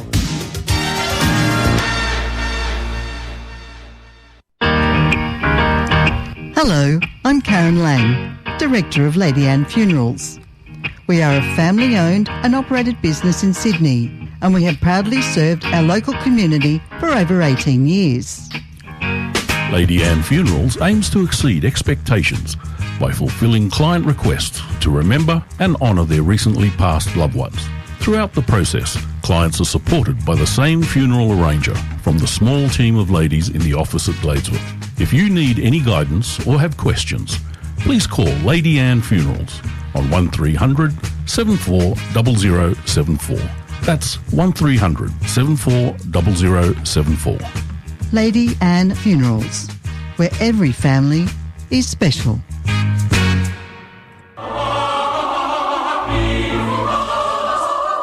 Have you ever wanted to experience the joy of singing in a choir? Macquarie singers are seeking new members as they prepare for their winter concert at twilight, Choral Masterworks by Mozart and Schubert. The performance is on Saturday, June 20 at 3 p.m. under the direction of Dr. Philip Eames and supported by the Macquarie Chamber Orchestra. For more information, go to mus.org.au. ನೀವು ಕೇಳ್ತಾ ಇದ್ದೀರಾ 2RRR Sydney Kannadavani ಬಾನುಲಿ ಕಾರ್ಯಕ್ರಮ. ಈಗ ಶತಾವಧಾನಿ doctor R Ganesh ಅವರೊಂದಿಗೆ ನಡೆಸಿದ ವಿಶೇಷ ಸಂದರ್ಶನ ಭಾಗ 2 ಇದು ಕೇಳಿ. ಗಣೇಶ್, ಇವತ್ತು ಸಿಡ್ನಿಲಿರೋ ಅನೇಕ ಅನಿವಾಸಿ ಕನ್ನಡಿಗರು ಈ ಕಾರ್ಯಕ್ರಮವನ್ನು ಕೇಳ್ತಿದ್ದಾರೆ. ಸಾಧನೆಯ ಶಿಖರಕ್ಕೇರಲು ಬಯಸುವ ಇಂದಿನ ಯುವ ಪೀಳಿಗೆಗೆ ನಿಮ್ಮ ಕಿವಿ ಮಾತೇನು ಗಣೇಶ್? ಇನ್ ದೊಡ್ಡ ಮಾತು ಹೇಳೋದಕ್ಕೆ ನನ್ನ ಹತ್ರ ಏನಿಲ್ಲ, ಇರೋದು ಒಂದೇನೆ. ಯಾವುದೇ ಒಂದು ಸಾಧನೆಯ ಗುರಿ ತಲುಪುವಲ್ಲಿ ಇರೋದು ಒಂದೇ ಒಂದು cut, that is long cut. Short cut ಇಲ್ಲ ಅಷ್ಟೇನೆ. ನಾವ್ ಎಲ್ಲಿ ಏನ್ ಮಾಡ್ಕೊಂಡ್ರು ವಾಪಸ್ ಮತ್ತೆ ಬರ್ಬೇಕಾಗುತ್ತೆ. ನನ್ನದೇ ಅನುಭವ ಹೇಳ್ತೀನಿ. ನಾನು ನನ್ನ ಸಂಗೀತ ಗುರು ನಾಗವಲ್ಲಿ ಅವ್ರ ಹತ್ರ ನನಗಿಷ್ಟವಾಗಿರುವಂತಹ ಹಾಡುಗಳನ್ನ ನನಗಿಷ್ಟವಾದ ರಾಗಗಳಲ್ಲಿ ಹಾಡ್ಕೋಬೇಕು, ಪದ್ಯಗಳನ್ನ ಹಾಡ್ಕೊಳ್ಬೇಕು. ಅದಕ್ಕಾಗಿ ನಾನು ಕಚೇರಿ ಮಾಡುವಂತ ದೊಡ್ಡ ಆಸೆಯಿಂದ ಬಂದಿಲ್ಲ ಅಂತ ಹೇಳಿ ಸಂಗೀತಕ್ಕೆ ಸೇರಿದೆ. ಆಗ ಅವ್ರ ಪಾಪ ನೀ ಹೇಗೆ ಹೇಳಿದ್ರೆ ಹಾಗೆ ಪಾಠ ಕಲಿಸ್ತೀನಪ್ಪ, ನಿಮ್ ಚಾಯ್ಸ್ ಅಂತ ಪಾಪ ಅಂದ್ರು. ಆ ಸ್ವಾತಂತ್ರ್ಯ ಕೊಟ್ರು. ಆಗ ನಾನು ಸರಳೆ ವರ್ಸೆ, ಜಂಟಿ ವರ್ಸೆ ಅಂತ ಇಂದಿನಂತೆ ಆರಂಭವಾಯ್ತು. ವರ್ಣಕ್ಕೆ ಬರ್ತಾ ಇದ್ದಂತೆ ಒಲ್ಲಿಯವರೇ 4 ವರ್ಣ ಆಗಿದೆಯಲ್ಲ ಸಾಕು, ಇನ್ಮೇಲಿಂದ ನನಗೆ ನಗುಮೋಮು ಕಲ್ತ್ಕೋಬೇಕು ಅಂತ ಆಸೆ ಇದೆ, ಬ್ರೋಚೆ ವಾರವರ ಕಲ್ತ್ಕೋಬೇಕು ಅಂತ ಆಸೆ ಇದೆ, ಹಿಮಾಚಲ ತನೆಯ ಬ್ರೋಚುಟಕೆದಿ ಮಂಚಿ ಸಮಯಮು ಕಲಿಬೇಕು ಅಂತ ಆಸೆ ಇದೆ. ಹೀಗೆಲ್ಲ ಕೃತಿಗಳನ್ನ ಕಲಿಬೇಕು ಅಂತ ಆಸೆ ಇದೆ ಅಂದಾಗ ಆಗಲಿಂದ ಅವ್ರ ನಕ್ಕು ವಾತಾಪಿ ಗಣಪತಿನ ಭಜೆಯಿಂದ ಶುರು ಮಾಡಿದ್ರು, ಶ್ರೀ ಚಾಮುಂಡೇಶ್ವರಿ ಬಿಲಹರಿ ರಾಗ ಹೀಗೆಲ್ಲ. ಆದ್ರೆ ಆ ಕೃತಿಗಳ ಒಂದು ಸಂಗತಿಗಳನ್ನ, ವಿಳಂಬ ಕಾಲವನ್ನ ಇಲ್ಲ ಸಸ್ಟೈನ್ ಮಾಡ್ಕೊಳ್ಳೋದಕ್ಕೆ ವಾಯ್ಸ್ ಬೇಕು ಅಂತಂದ್ರೆ ವಾಪಸ್ ಮತ್ತೆ ವರ್ಣಗಳಿಗೆ ಹೋಗ್ಬೇಕಾಯ್ತು. ವರ್ಣಗಳಲ್ಲಿ 2 ಕಾಲದಲ್ಲಿ 3 ಕಾಲದಲ್ಲಿ ಹಾಡ್ಬೇಕಾದ್ರೆ ವಾಯ್ಸ್ ಸಸ್ಟೆನೆನ್ಸ್ ಬೆಳೆಯುತ್ತೆ, ಲಂಗ್ ಕೆಪಾಸಿಟಿ ಬೆಳೆಯುತ್ತೆ. ಅಂದ್ರೆ ಏನು, ವಾಪಸ್ ಮತ್ತೆ ಬರ್ಬೇಕಾಯ್ತು ಹಳೆಗಂಡನ ಪಾದವೆ ಗತಿ ಅಂತಂದಾಗ ಗೊತ್ತಾಗುತ್ತದೆ ನಾವು ಸ್ಕಿಪ್ ಮಾಡಕ್ ಆಗೋದಿಲ್ಲ, ಯಾವುದನ್ನು ಜಂಪ್ ಮಾಡಕ್ ಆಗೋಲ್ಲ. ಡಬಲ್ ಪ್ರಮೋಷನ್ ಆಧುನಿಕ ವಿದ್ಯಾಭ್ಯಾಸದಲ್ಲಿ ಇರಬಹುದೇನೋ, ಈ ತರದೊಳಗೆ ಇಲ್ಲ ಅಂತ. ಹಾಗಾಗಿ ಅಭ್ಯಾಸ ಏನತ್ತು ಕೌಂತೆಯ ವೈರಾಗ್ಯ ಜಗಲಿಯತೆ ಅನ್ನುವ ಗೀತೆಯ ಮಾತಿನಂತೆ ಮಿಕ್ಕ ವಿಷಯಗಳ ಬಗ್ಗೆ ವೈರಾಗ್ಯ, ರಿಟರ್ನ್ಸ್ ಬಗ್ಗೆ ಗಮನ ಜಾಸ್ತಿ ಇರಬಾರ್ದು. ಇದೇ ಭಗವದ್ಗೀತೆಯಲ್ಲಿ ಹೇಳಿರ್ತಕ್ಕಂಥ ಕರ್ಮಯೋಗ. ಮತ್ತೆ ಮಾಡುವುದೊಳಗೆ ಮಗ್ನತೆ, enjoying the process more than the product. ಅದು ಒಂದೇ, ಇನ್ನು ಬೇರೆ ಯಾವುದೂ ನನಗ್ ಕಾಣಿಸೋದಿಲ್ಲ. ಈ ತರ ಎಲ್ಲ ಪಾಸಿಟಿವ್ ಆಗಿ ಹೇಳಿದ್ರಿ. ಈಗ ಇನ್ನೊಂದು ಕ್ವಶನ್ ಕೇಳ್ತೀನಿ ನಾನು. ಅವಧಾನ ಕಲೆ ಅಂತ ಅತ್ಯಂತ ಶಿಸ್ತಿನ ಮತ್ತು ಏಕಾಗ್ರತೆಯನ್ನು ಬೇಡುವ ವಿದ್ಯೆಯನ್ನು ನೀವು ದಶಕಗಳ ಕಾಲ ಜೀವಂತವಾಗಿ ಕಾಪಾಡ್ಕೊಂಡು ಬಂದಿದ್ದೀರಿ. ಇಂದಿನ ವೇಗದ ಮತ್ತು ತಾಂತ್ರಜ್ಞಾನಧಾರಿತ ಯುಗದಲ್ಲಿ ಈ ಕಲೆಗೆ ಯಾವ ಸವಾಲುಗಳು ಕಾಣಿಸುತ್ತವೆ?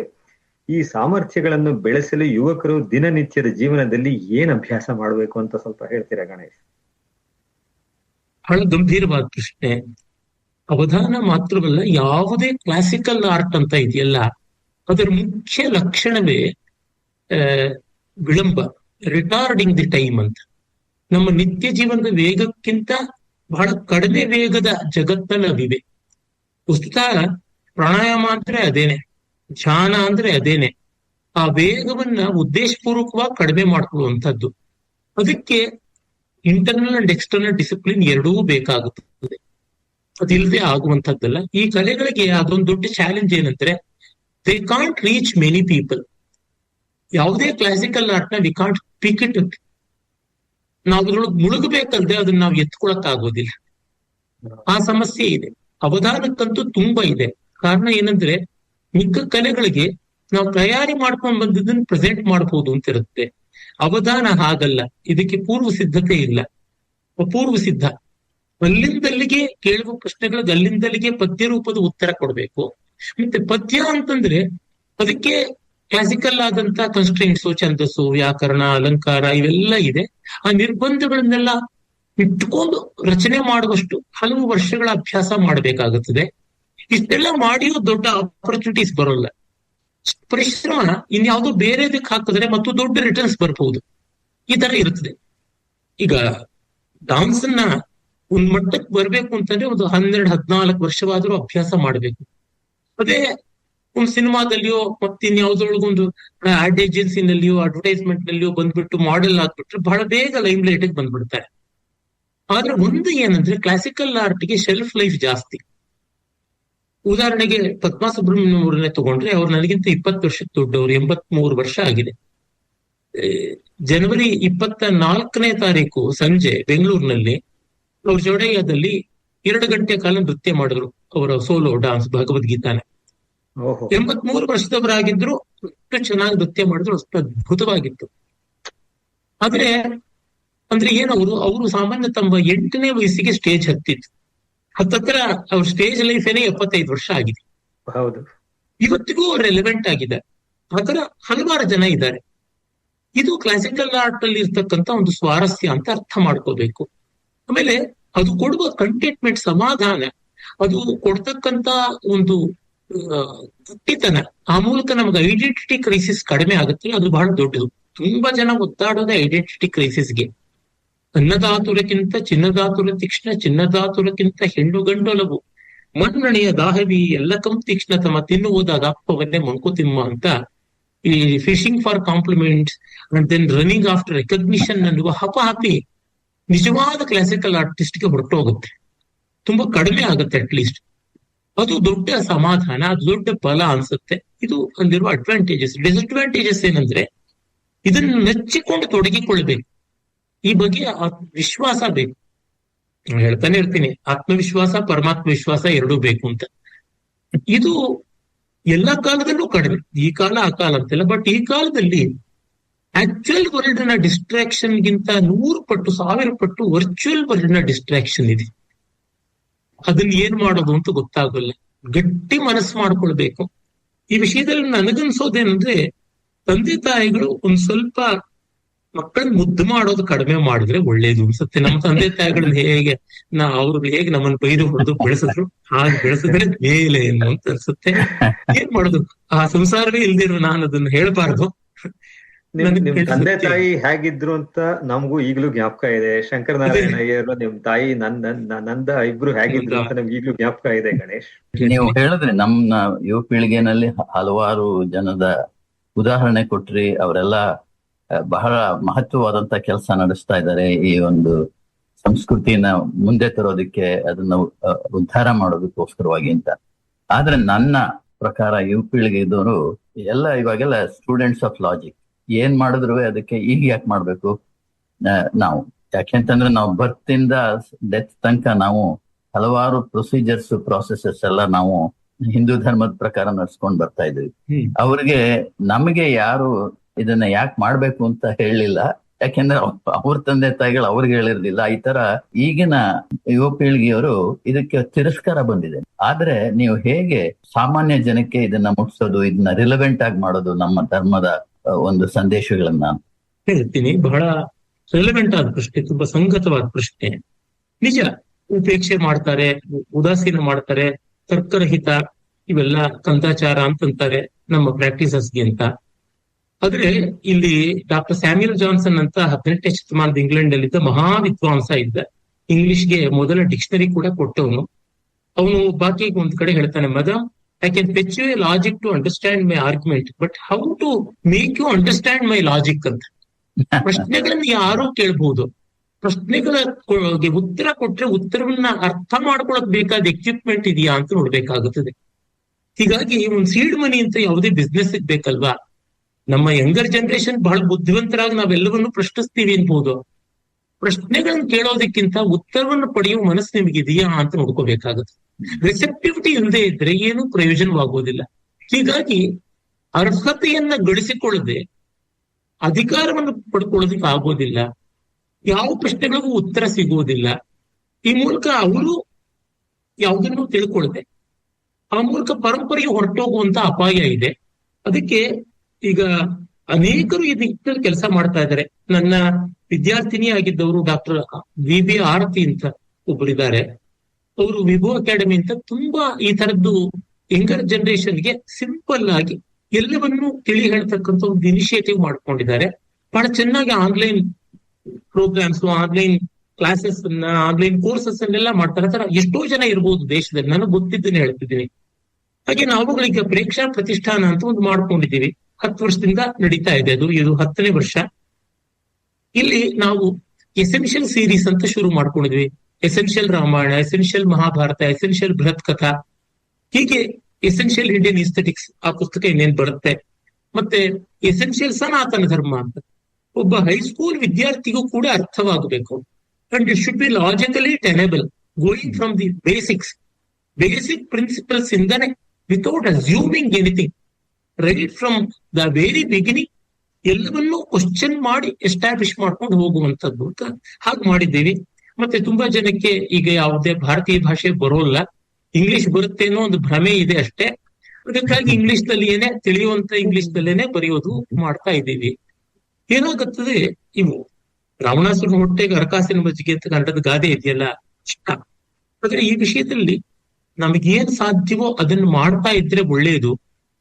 ರವೀಂದ್ರನಾಥ್ ಟ್ಯಾಗೋರ್ ಅವ್ರದೊಂದು ಕಥೆ ಇದೆಯಲ್ಲ, ಸೂರ್ಯ ಮುಳುಗುವಾಗ ನಾನು ಮುಳುಗ್ತಾ ಇದ್ದೀನಿ, ಜಗತ್ತೆಲ್ಲ ಕತ್ತಲಿಗೆ ಹೋಗ್ತಾ ಇದೆ, ನನ್ನ ಜವಾಬ್ದಾರಿ ಯಾರು ತಗೋತೀರಾ ಅಂದ್ರೆ ಚಂದ್ರನಿಗೆ, ನಕ್ಷತ್ರಗಳಿಗೆ ಎಲ್ಲ ಚಿಂತೆ ಆಯ್ತು, ನಾವೇನ್ ಮಾಡೋಣ ಅಂತ.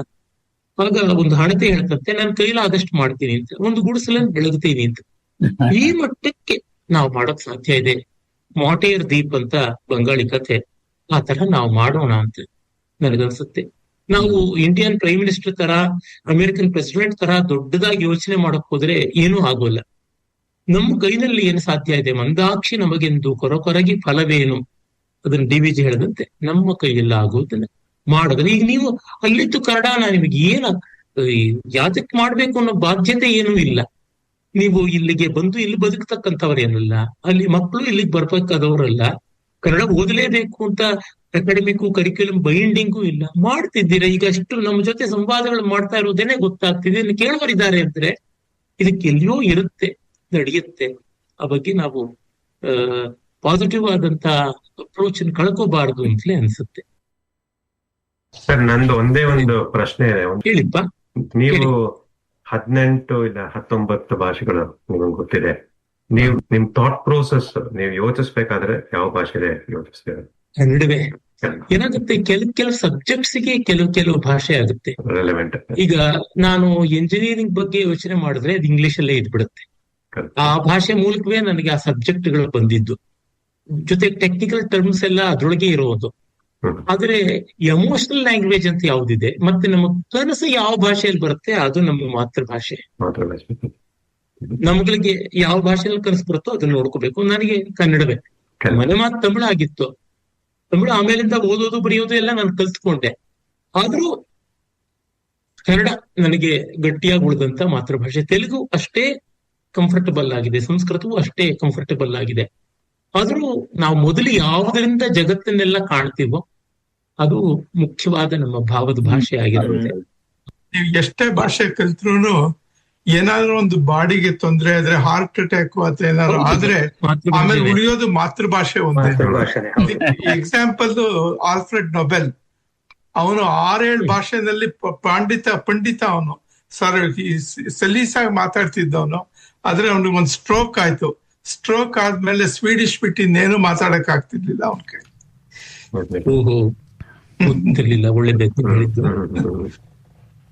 ನಿಮ್ಮನ್ನಂತೂ ತುಂಬಾ ವರ್ಷಗಳಾದ್ಮೇಲೆ ನೋಡಿ ನನಗಂತೂ ಬಹಳ ಸಂತೋಷ ಆಯ್ತು. ಮತ್ತೊಮ್ಮೆ ಅಭಿನಂದನೆ ಹೇಳ್ತಾ ಮತ್ತೆ ಭೇಟಿ ಮಾಡೋಣ. ಬೆಂಗಳೂರಿಗೆ ಬಂದಾಗ ನಾವು ಅವಶ್ಯ ಬರ್ಬೇಕು. ಆಯ್ತು ಗಣೇಶ್ ಹಾಗಾರೆ, ಥ್ಯಾಂಕ್ ಯು. ಸಿಗೋಣ. ಬಹಳ ಸಂತೋಷ ನಿಮ್ ಜೊತೆ ಮಾತಾಡಿದ್ದಿವತ್ತು. ನೀವು ನಮ್ ಜೊತೆ ನನಗೂ ತುಂಬಾ ಸಂತೋಷ ಆಯ್ತು. ಶ್ರೀನಿವಾಸ್ ಅವರಿಗೆ, ಮಹೇಶ್ ಅವರಿಗೆ ಎಲ್ಲ ನಮಸ್ಕಾರ. ಬಹಳ ಧನ್ಯವಾದ. ಬಹಳನೇ ಚೆನ್ನಾಗಿತ್ತು. ನಿಮಗೆ ಧನ್ಯವಾದಗಳು ಸರ್. ಶಶಿಕಾಂತ್. ಓ ಖಂಡಿತ, ಥ್ಯಾಂಕ್ ಯು. ನಮಗೂ ಒಂದು ಆಪರ್ಚುನಿಟಿ ಸಿಕ್ತು ಅವ್ರ ಜೊತೆ ಮಾತಾಡೋದಕ್ಕೆ. ನನಗೂ ಅನ್ಸಿರ್ಲಿಲ್ಲ ಅವ್ರ ಜೊತೆ ಮಾತಾಡೋದಕ್ಕೆ ಒಂದು ಅವಕಾಶ ಸಿಗುತ್ತೆ ಅಂತ. ಅವ್ರಿಗೆ ಫೋನ್ ಮಾಡಿದಾಗ ನಾನು ಅನ್ಕೊಂಡಿರ್ಲಿಲ್ಲ ಅವ್ರು ಒಪ್ಕೋತಾರೆ ಅಂತಲೂ ಅನ್ಕೊಂಡಿರ್ಲಿಲ್ಲ. ಆದ್ರೆ ಎಲ್ಲ ಭಗವಂತನ ಇಚ್ಛೆ. ಅದು ವೆರಿ ಮಾಡೆಸ್ಟ್ ಪರ್ಸನ್. ಈಸ್ ತುಂಬಾ ಮಾಡೆಸ್ಟ್. ಹೌದು. ಈಗ ಇನ್ನೊಂದು ಸ್ಪಾನ್ಸರ್ ಸಂದೇಶ ಕೇಳಿ ಕಾರ್ಯಕ್ರಮನ ಮುಂದುವರ್ಸೋಣ.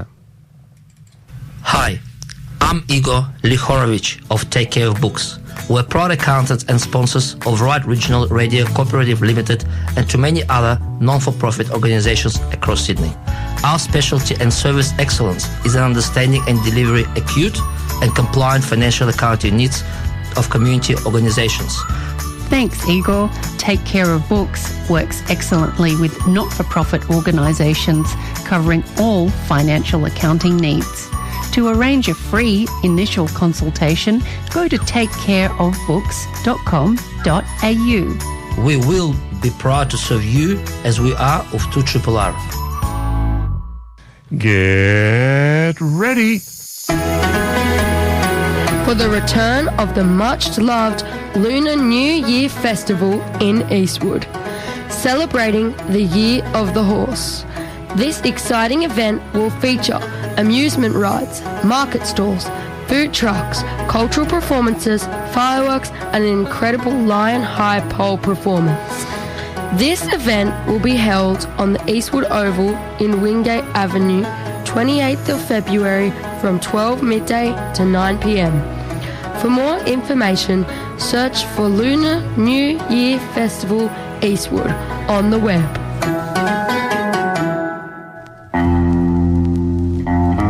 Major Gregory Keane of MI5 returns in a new exciting serial, Deadly Nightshade. Brought to you by Paul Gilbert, a proud personal supporter of 2RRR, every Thursday at 11:30 a.m. on 2RRR 88.5 FM.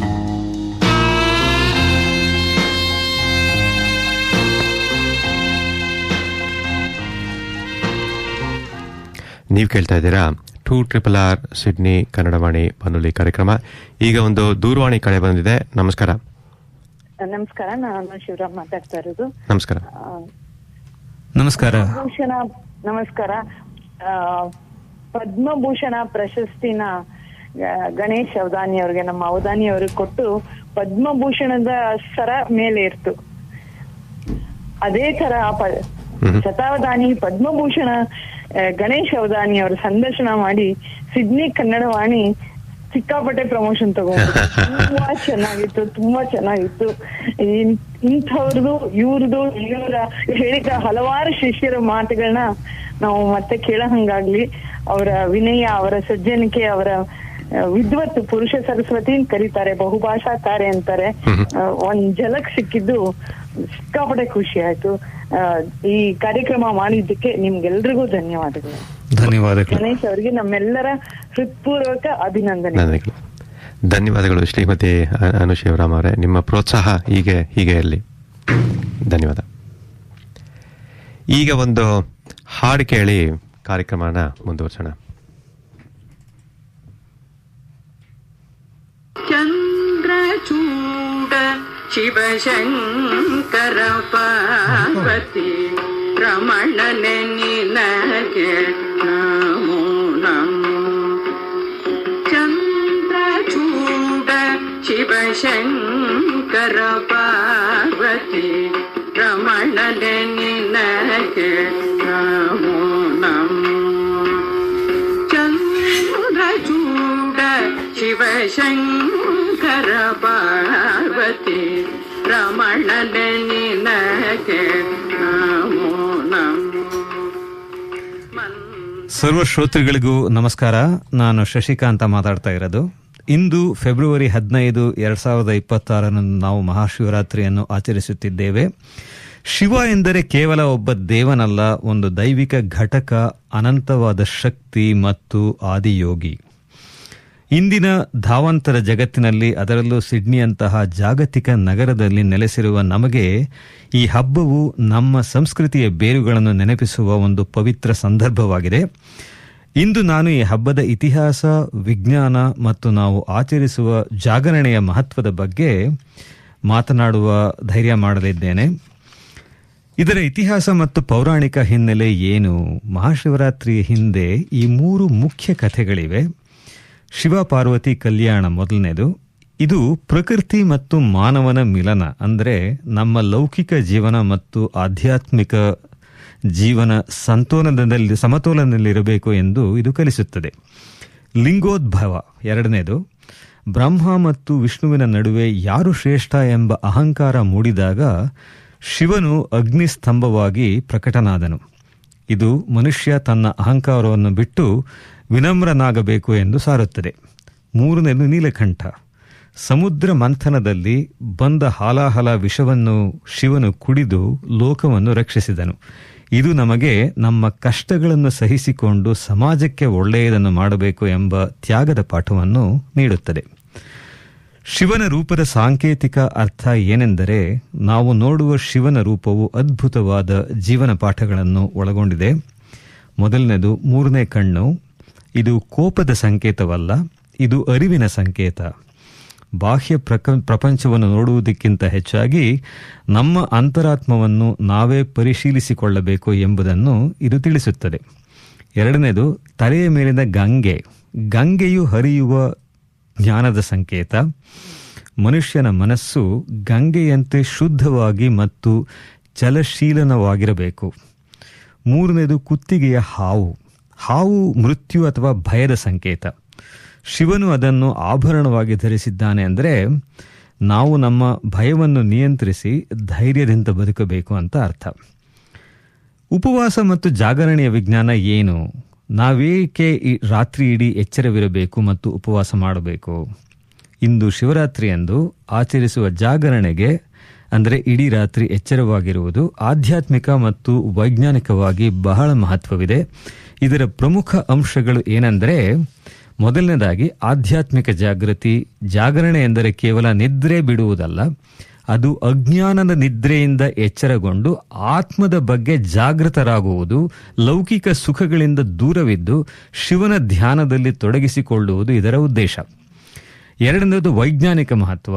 ಈ ದಿನ ಭೂಮಿಯ ಉತ್ತರ ಗೋಳಾರ್ಧದಲ್ಲಿ ನೈಸರ್ಗಿಕವಾಗಿ ಶಕ್ತಿಯ ಉಲ್ಬಣವಾಗುಂಟಾಗುತ್ತದೆ. ಅಂದರೆ natural ಅಬ್ಸರ್ಜ್ of energy ಅಂತ ನಾವು ಇಂಗ್ಲಿಷಲ್ಲಿ ಏನೇನು ಹೇಳ್ತೀವಿ ಅದನ್ನು. ಮನುಷ್ಯನ ಬೆನ್ನು ಮೂಳೆ ನೇರವಿದ್ದಾಗ ಈ ಶಕ್ತಿಯು ಸುಲಭವಾಗಿ ಮೇಲೇರುತ್ತದೆ. ಇದು ದೈಹಿಕ ಮತ್ತು ಮಾನಸಿಕ ಚೈತನ್ಯಕ್ಕೆ ಸಹಕಾರಿ. ಅಷ್ಟೇ ಅಲ್ಲದೆ ಶಿವರಾತ್ರಿಯ ದಿನದಂದು ಗ್ರಹಗಳ ಸ್ಥಾನವು ಭೂಮಿಯ ಮೇಲೆ ವಿಶೇಷ ಪ್ರಭಾವ ಬೀರುತ್ತದೆ.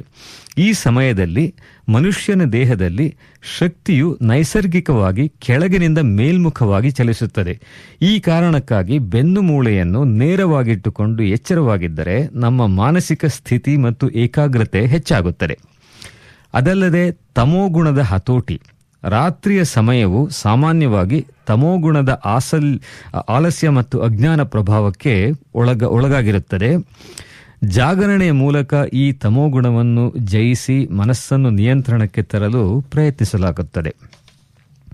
ಪುರಾಣಗಳ ಹಿನ್ನೆಲೆ. ಸಮುದ್ರ ಮಂಥನದ ವೇಳೆ ಉದ್ಭವಿಸಿದ ಹಾಲಾಹಲವನ್ನು ಶಿವನು ಕುಡಿದಾಗ ಅವನಿಗೆ ನಿದ್ರೆ ಬಾರದಂತೆ ತಡೆಯಲು ದೇವತೆಗಳು ಆ ರಾತ್ರಿ ಇಡೀ ಭಜನೆ ನೃತ್ಯಗಳ ಮೂಲಕ ಅವನನ್ನು ಎಚ್ಚರವಾಗಿರಿಸಿದ್ದರು ಎಂದು ನಂಬಲಾಗಿದೆ. ಪಾಪ ವಿಮೋಚನೆ ಅಂದರೆ ಭಕ್ತಿಯಿಂದ ಜಾಗರಣೆ ಮಾಡುವುದರಿಂದ ಜನ್ಮ ಜನ್ಮಾಂತರದ ಪಾಪಗಳು ತೊಳೆದು ಹೋಗುತ್ತದೆ ಮತ್ತು ಮೋಕ್ಷ ಪ್ರಾಪ್ತಿಯಾಗುತ್ತದೆ ಎಂಬ ನಂಬಿಕೆ ಅಥವಾ ಪ್ರತೀತಿ ಕೂಡ ಇದೆ. ಕೇವಲ ಸಿನಿಮಾ ನೋಡುವುದು ಅಥವಾ ಪಾರ್ಟಿಯಲ್ಲಿ ಪಾಲ್ಗೊಂಡು ಎಚ್ಚರವಾಗಿರುವುದಕ್ಕಿಂತ ಈ ರಾತ್ರಿಯನ್ನು ಧ್ಯಾನ, ಮೌನ ಅಥವಾ ಶಿವನ ನಾಮಸ್ಮರಣೆಯಲ್ಲಿ ಕಳೆದರೆ ಮಾತ್ರ ಜಾಗರಣೆಯ ಪೂರ್ಣ ಫಲ ನಮಗೆ ಸಿಗುತ್ತದೆ. ಮತ್ತೆ ಉಪವಾಸ ಯಾತಕ್ಕೆ? ನಮ್ಮ ದೇಹದ ಜೀರ್ಣಕ್ರಿಯೆಗೆ ವಿಶ್ರಾಂತಿ ನೀಡಿ ಮನಸ್ಸನ್ನು ಶಿವನ ಧ್ಯಾನದಲ್ಲಿ ತೊಡಗಿಸುವುದೇ ಉಪವಾಸ. ಇದು ನಮ್ಮ ಇಂದ್ರಿಯಗಳ ಮೇಲೆ ಹಿಡಿತ ಸಾಧಿಸಲು ಸಹಾಯ ಮಾಡುತ್ತದೆ. ಇಂದು ಸಿಡ್ನಿ ಕನ್ನಡವಾಣಿಯ ಮೂಲಕ ನಾವು ಈ ಶಿವರಾತ್ರಿಯನ್ನು ಸ್ವಲ್ಪ ವಿಭಿನ್ನವಾಗಿ ಆಚರಿಸುತ್ತಿದ್ದೇವೆ. ಸಿಡ್ನಿ ಕನೆಕ್ಷನ್ ಏನೆಂದರೆ, ಸಿಡ್ನಿಯಲ್ಲಿ ಬೆಳೆಯುತ್ತಿರುವ ನಮ್ಮ ಮಕ್ಕಳಿಗೆ, ಯುವ ಜನಾಂಗಕ್ಕೆ ಈ ಹಬ್ಬವನ್ನು ಕೇವಲ ಆಚರಣೆಯಾಗಿ ತೋರಿಸದೆ ಅದರ ಹಿಂದಿನ ವಿಜ್ಞಾನ ಮತ್ತು ಶಿಸ್ತನ್ನು ನಾವು ರೇಡಿಯೋ ಮೂಲಕ ತಿಳಿಸುತ್ತಿದ್ದೇವೆ. ಶಿವ ಎಂದರೆ ಶೂನ್ಯ. ಈ ಶೂನ್ಯದಿಂದಲೇ ಸೃಷ್ಟಿ ಆರಂಭ ಎಂಬ ಆಧುನಿಕ ಕ್ವಾಂಟಮ್ ಭೌತಶಾಸ್ತ್ರದ ವಿಚಾರಗಳನ್ನು ನಾವು ಇಂದಿನ ಯುವಜನತೆಗೆ ತಲುಪಿಸುತ್ತಿದ್ದೇವೆ. ಶ್ರೋತೃಗಳೇ, ಶಿವರಾತ್ರಿಯು ಕೇವಲ ದೇವಸ್ಥಾನದ ಆಚರಣೆಯಾಗದಿರಲಿ, ಇದು ನಮ್ಮ ಮನಸ್ಸನ್ನು ಬೆಳಗುವ ದೀಪವಾಗಿರಲಿ. ನಮ್ಮ ಕನ್ನಡ ಭಾಷೆ ಮತ್ತು ಸಂಸ್ಕೃತಿ ಶಿವನಂತೆ ಅಮರವಾಗಿರಲಿ. ಕೊನೆಯದಾಗಿ ಕೆಲವು ಪ್ರಶ್ನೋತ್ತರಗಳನ್ನು ಸಹ ಹೇಳ್ತಾ ಇದ್ದೀನಿ. ಶಿವರಾತ್ರಿಯನ್ನು ತಿಂಗಳಿಗೊಮ್ಮೆ ಆಚರಿಸುತ್ತಾರೆಯೇ? ಹೌದು, ಪ್ರತಿ ತಿಂಗಳ ಕೃಷ್ಣ ಪಕ್ಷದ ಚತುರ್ದಶಿಯನ್ನು ಮಾಸ ಶಿವರಾತ್ರಿ ಎನ್ನುತ್ತಾರೆ. ಆದರೆ ವರ್ಷಕ್ಕೊಮ್ಮೆ ಬರುವ ಮಹಾಶಿವರಾತ್ರಿ ಅತಿ ದೊಡ್ಡದು ಮತ್ತು ಅತಿ ಹೆಚ್ಚು ಶಕ್ತಿಯುತವಾದುದು. ಜಾಗರಣೆಯ ಸಮಯದಲ್ಲಿ ಕೇವಲ ಎಚ್ಚರವಾಗಿದ್ದರೆ ಸಾಕೆ? ಕೇವಲ ಎಚ್ಚರವಾಗಿದ್ದರೆ ಸಾಲದು. ಈ ಸಮಯದಲ್ಲಿ ಬೆನ್ನು ಮೂಳೆಯನ್ನು ನೇರವಾಗಿಟ್ಟುಕೊಂಡು ಕುಳಿತುಕೊಳ್ಳುವುದು ಮತ್ತು ಮನಸ್ಸನ್ನು ಜ್ಞಾನ ಅಥವಾ ಧ್ಯಾನದಲ್ಲಿ ತೊಡಗಿಸುವುದು ಮುಖ್ಯ. ಸಿಡ್ನಿಯಲ್ಲಿ ಬೆಳೆಯುತ್ತಿರುವ ಮಕ್ಕಳಿಗೆ ಈ ಹಬ್ಬದ ಸಂಕೇತವೇನು? ಮಕ್ಕಳಿಗೆ ಇದು ಶಿಸ್ತು ಅಂದರೆ ಡಿಸಿಪ್ಲಿನ್ ಮತ್ತು ಏಕಾಗ್ರತೆಯ ಅಂದರೆ ಫೋಕಸ್ ಪಾಠ. ಶಿವನು ಹೇಗೆ ಧ್ಯಾನದ ಮೂಲಕ ಮನಸ್ಸನ್ನು ಹತೋಟಿಯಲ್ಲಿಡುತ್ತಾನೋ ಹಾಗೆಯೇ ಮಕ್ಕಳು ಕೂಡ ತಮ್ಮ ಗುರಿಯತ್ತ ಗಮನ ಹರಿಸಬೇಕು ಎಂಬುದೇ ಇದರ ಸಂದೇಶ. ಶಿವರಾತ್ರಿಯಂದು ಬಿಲ್ವಪತ್ರೆಯನ್ನು ಏಕೆ ಅರ್ಪಿಸುತ್ತಾರೆ? ಬಿಲ್ವಪತ್ರೆಯ 3 ಎಲೆಗಳು ಸತ್ವ ಅಂದರೆ ಪ್ಯೂರಿಟಿ, ರಜ ಅಂದರೆ ಪ್ಯಾಷನ್ ಅಥವಾ ಆಕ್ಟಿವಿಟಿ ಮತ್ತು ತಮ ಅಂದರೆ ಇನರ್ಷಿಯಾ ಗುಣಗಳನ್ನು ಪ್ರತಿನಿಧಿಸುತ್ತವೆ. ಇವುಗಳನ್ನು ಈಶ್ವರನಿಗೆ ಅರ್ಪಿಸುವುದು ಎಂದರೆ ನಮ್ಮ ಅಹಂಕಾರ ಮತ್ತು ಗುಣಗಳನ್ನು ಅವನಿಗೆ ಅರ್ಪಿಸಿ ಶುದ್ಧರಾಗುವುದು ಎಂದರ್ಥ. ಬಿಲ್ವಪತ್ರೆಯನ್ನು ಶಿವಮಹಾದೇವನಿಗೆ ಅರ್ಪಿಸುವ ಹಿನ್ನೆಲೆಯಲ್ಲಿ ಕೆಲವು ವಿಶೇಷಾರ್ಥಗಳಿವೆ. ತ್ರಿಗುಣಗಳ ಸಂಕೇತ. ಬಿಲ್ವ 3 ಎಲೆಗಳು ಕೇವಲ ಗುಣಗಳಲ್ಲದೆ ಈಶ್ವರನ 3 ಕಣ್ಣುಗಳು ಮತ್ತು ತ್ರಿಶೂಲವನ್ನು ಪ್ರತಿನಿಧಿಸುತ್ತವೆ. ಪಾಪ ವಿಮೋಚನೆ ಅಂದರೆ ತ್ರಿಜನ್ಮ ಪಾಪ ಸಂಹಾರಂ ಏಕಬಿಲ್ವ ಶಿವಾರ್ಪಣಂ ಎಂಬ ಶ್ಲೋಕದಂತೆ ಭಕ್ತಿಯಿಂದ ಅರ್ಪಿಸುವ ಒಂದು ಬಿಲ್ವಪತ್ರೆಯು 3 ಜನ್ಮಗಳ ಪಾಪಗಳನ್ನು ದೂರ ಮಾಡುತ್ತದೆ ಎಂಬ ನಂಬಿಕೆ ಅಥವಾ ಪ್ರತೀತಿ ಇದೆ. ಶೈತ್ಯ ಕಾರಣ ಗುಣ. ಶಿವನು ಹಾಲಾಹಲವನ್ನು ಕುಡಿದಾಗ ಉಂಟಾದ ಉಷ್ಣವನ್ನು ಶಾಂತಗೊಳಿಸಲು ತಂಪು ಗುಣ ಹೊಂದಿರುವ ಬಿಲ್ವವನ್ನು ಅರ್ಪಿಸಲಾಗುತ್ತದೆ. ಶ್ರೋತೃಗಳೇ, ತಮ್ಮೆಲ್ಲರಿಗೂ 2026 ಮಹಾಶಿವರಾತ್ರಿಯ ಶುಭಾಶಯಗಳು. ಓಂ ನಮಃ ಶಿವಾಯ. ಧನ್ಯವಾದಗಳು. ಬಹಳನೇ ಚೆನ್ನಾಗಿತ್ತು ಶಶಿ ಅವರೇ, ಧನ್ಯವಾದಗಳು. ಗೊತ್ತಿರಲಿಲ್ಲ 3 ಗುಣಗಳು ಅಂತ, 3 ಕಣ್ಣು, ತ್ರಿಶೂಲದ 3 ಭಾಗಗಳು ಅಂತ. ಬಹಳನೇ ಚೆನ್ನಾಗಿತ್ತು. ಇವತ್ತಿನ ಕಾರ್ಯಕ್ರಮದ ಕೊನೆಗೆ ಬಂದಿದ್ದೇವೆ. ಶತಾವಧಾನಿ ಡಾಕ್ಟರ್ ಆರ್ ಗಣೇಶ್ ಅವರಿಗೆ ಮತ್ತೊಮ್ಮೆ ಅಭಿನಂದನೆಗಳು ಮತ್ತೆ ಧನ್ಯವಾದಗಳು ಕೂಡ ನಮ್ಮ ಜೊತೆ ಮಾತಾಡಿದ್ದಕ್ಕೆ. ಹಾಗೂ ಶ್ರೀಮತಿ ಅನು ಶಿವರಾಮ್ ಅವರಿಗೆ ನಮ್ಮ ಜೊತೆ ಕರೆ ಮಾಡಿ ಮಾತಾಡಿದ್ದಕ್ಕೆ ಧನ್ಯವಾದಗಳು. ಮುಂದಿನ ವಾರ ಕಾರ್ಯಕ್ರಮ ಸಿಡ್ನಿಯಲ್ಲಿ ನಡೆದ ಶ್ರೀ ಪುರಂದರದಾಸರ ಆರಾಧನೆ 26ನೇಯ ವಾರ್ಷಿಕೋತ್ಸವ, ಅದರ ವಿಶೇಷ ಕಾರ್ಯಕ್ರಮ ಇದೆ. ಹಾಗೂ ಶ್ರೀಮತಿ ಚೂಡಿ ಶಿವರಾಮ್ ಅವರೊಂದಿಗೆ ನಡೆಸಿದ ವಿಶೇಷ ಸಂದರ್ಶನ ಇದೆ. ಅದನ್ನ ಕೇಳಲು ಮರೆಯಬೇಡಿ ಅಂತ ಹೇಳ್ತಾ ನಿಮ್ಮನ್ನ ಬೀಳ್ಕೊಡ್ತಾ ಇದ್ದೀನಿ. ನಾನು ಮಹೇಶ್ ರಾವ್. ನಾನು ಶಶಿಕಾಂತ. ಧನ್ಯವಾದಗಳು ಶ್ರೋತೃಗಳಿಗೆ ಎಲ್ಲರಿಗೂ. ಧನ್ಯವಾದಗಳು. ನಮಸ್ಕಾರ. ಕನ್ನಡ ಉಳಿಸಿ, ಕನ್ನಡ ಬಳಸಿ, ಕನ್ನಡ ಬೆಳೆಸಿ. ಸರ್ವೇ ಜನಾಃ ಸುಖಿನೋ ಭವಂತು. ಧನ್ಯವಾದಗಳು. ಧನ್ಯವಾದಗಳು.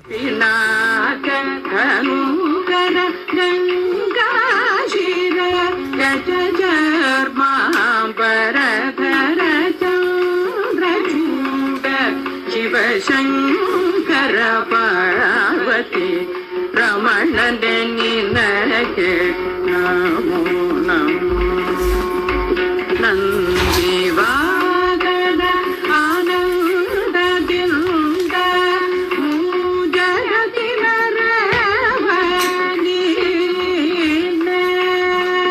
ನಂದಿವಾಗದ ಆನಂದದಿಂದ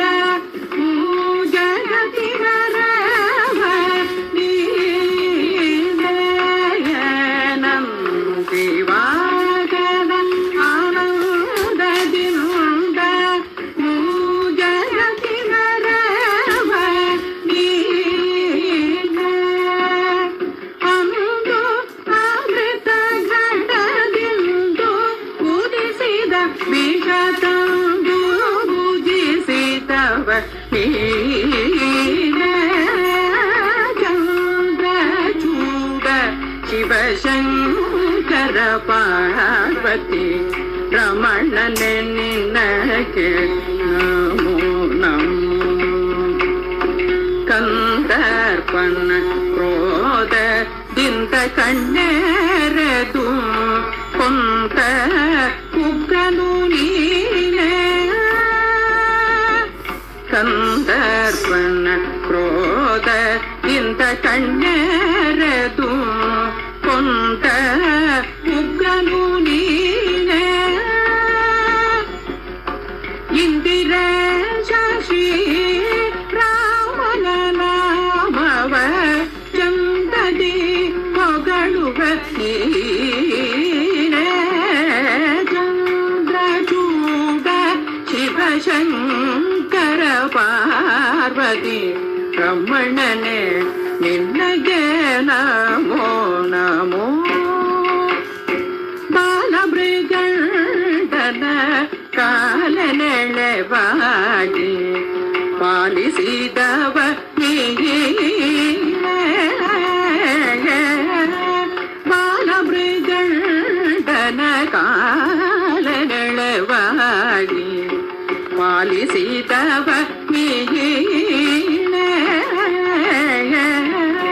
ಕಾಲಕೂಟವನ್ನು ಮನ ಮಾಡಿದ ನೀಲಕಂಠನು ನೀನೆ. ಚಂದ್ರಚೂಡ ಶಿವಶಂಕರ ಪಾರ್ವತಿ ರಮಣನ ನಿನಗೆ ನಮೋ ನಮೋ. ವಾಲಯದಿ ಕಪಾಲ ಪಿಡಿದು ಭಿಕ್ಷೆ ಬೇಡೋ ದಿಗಂಬರ ನೀನೆ. ವಾಲಯದಿ ಕಪಾಲ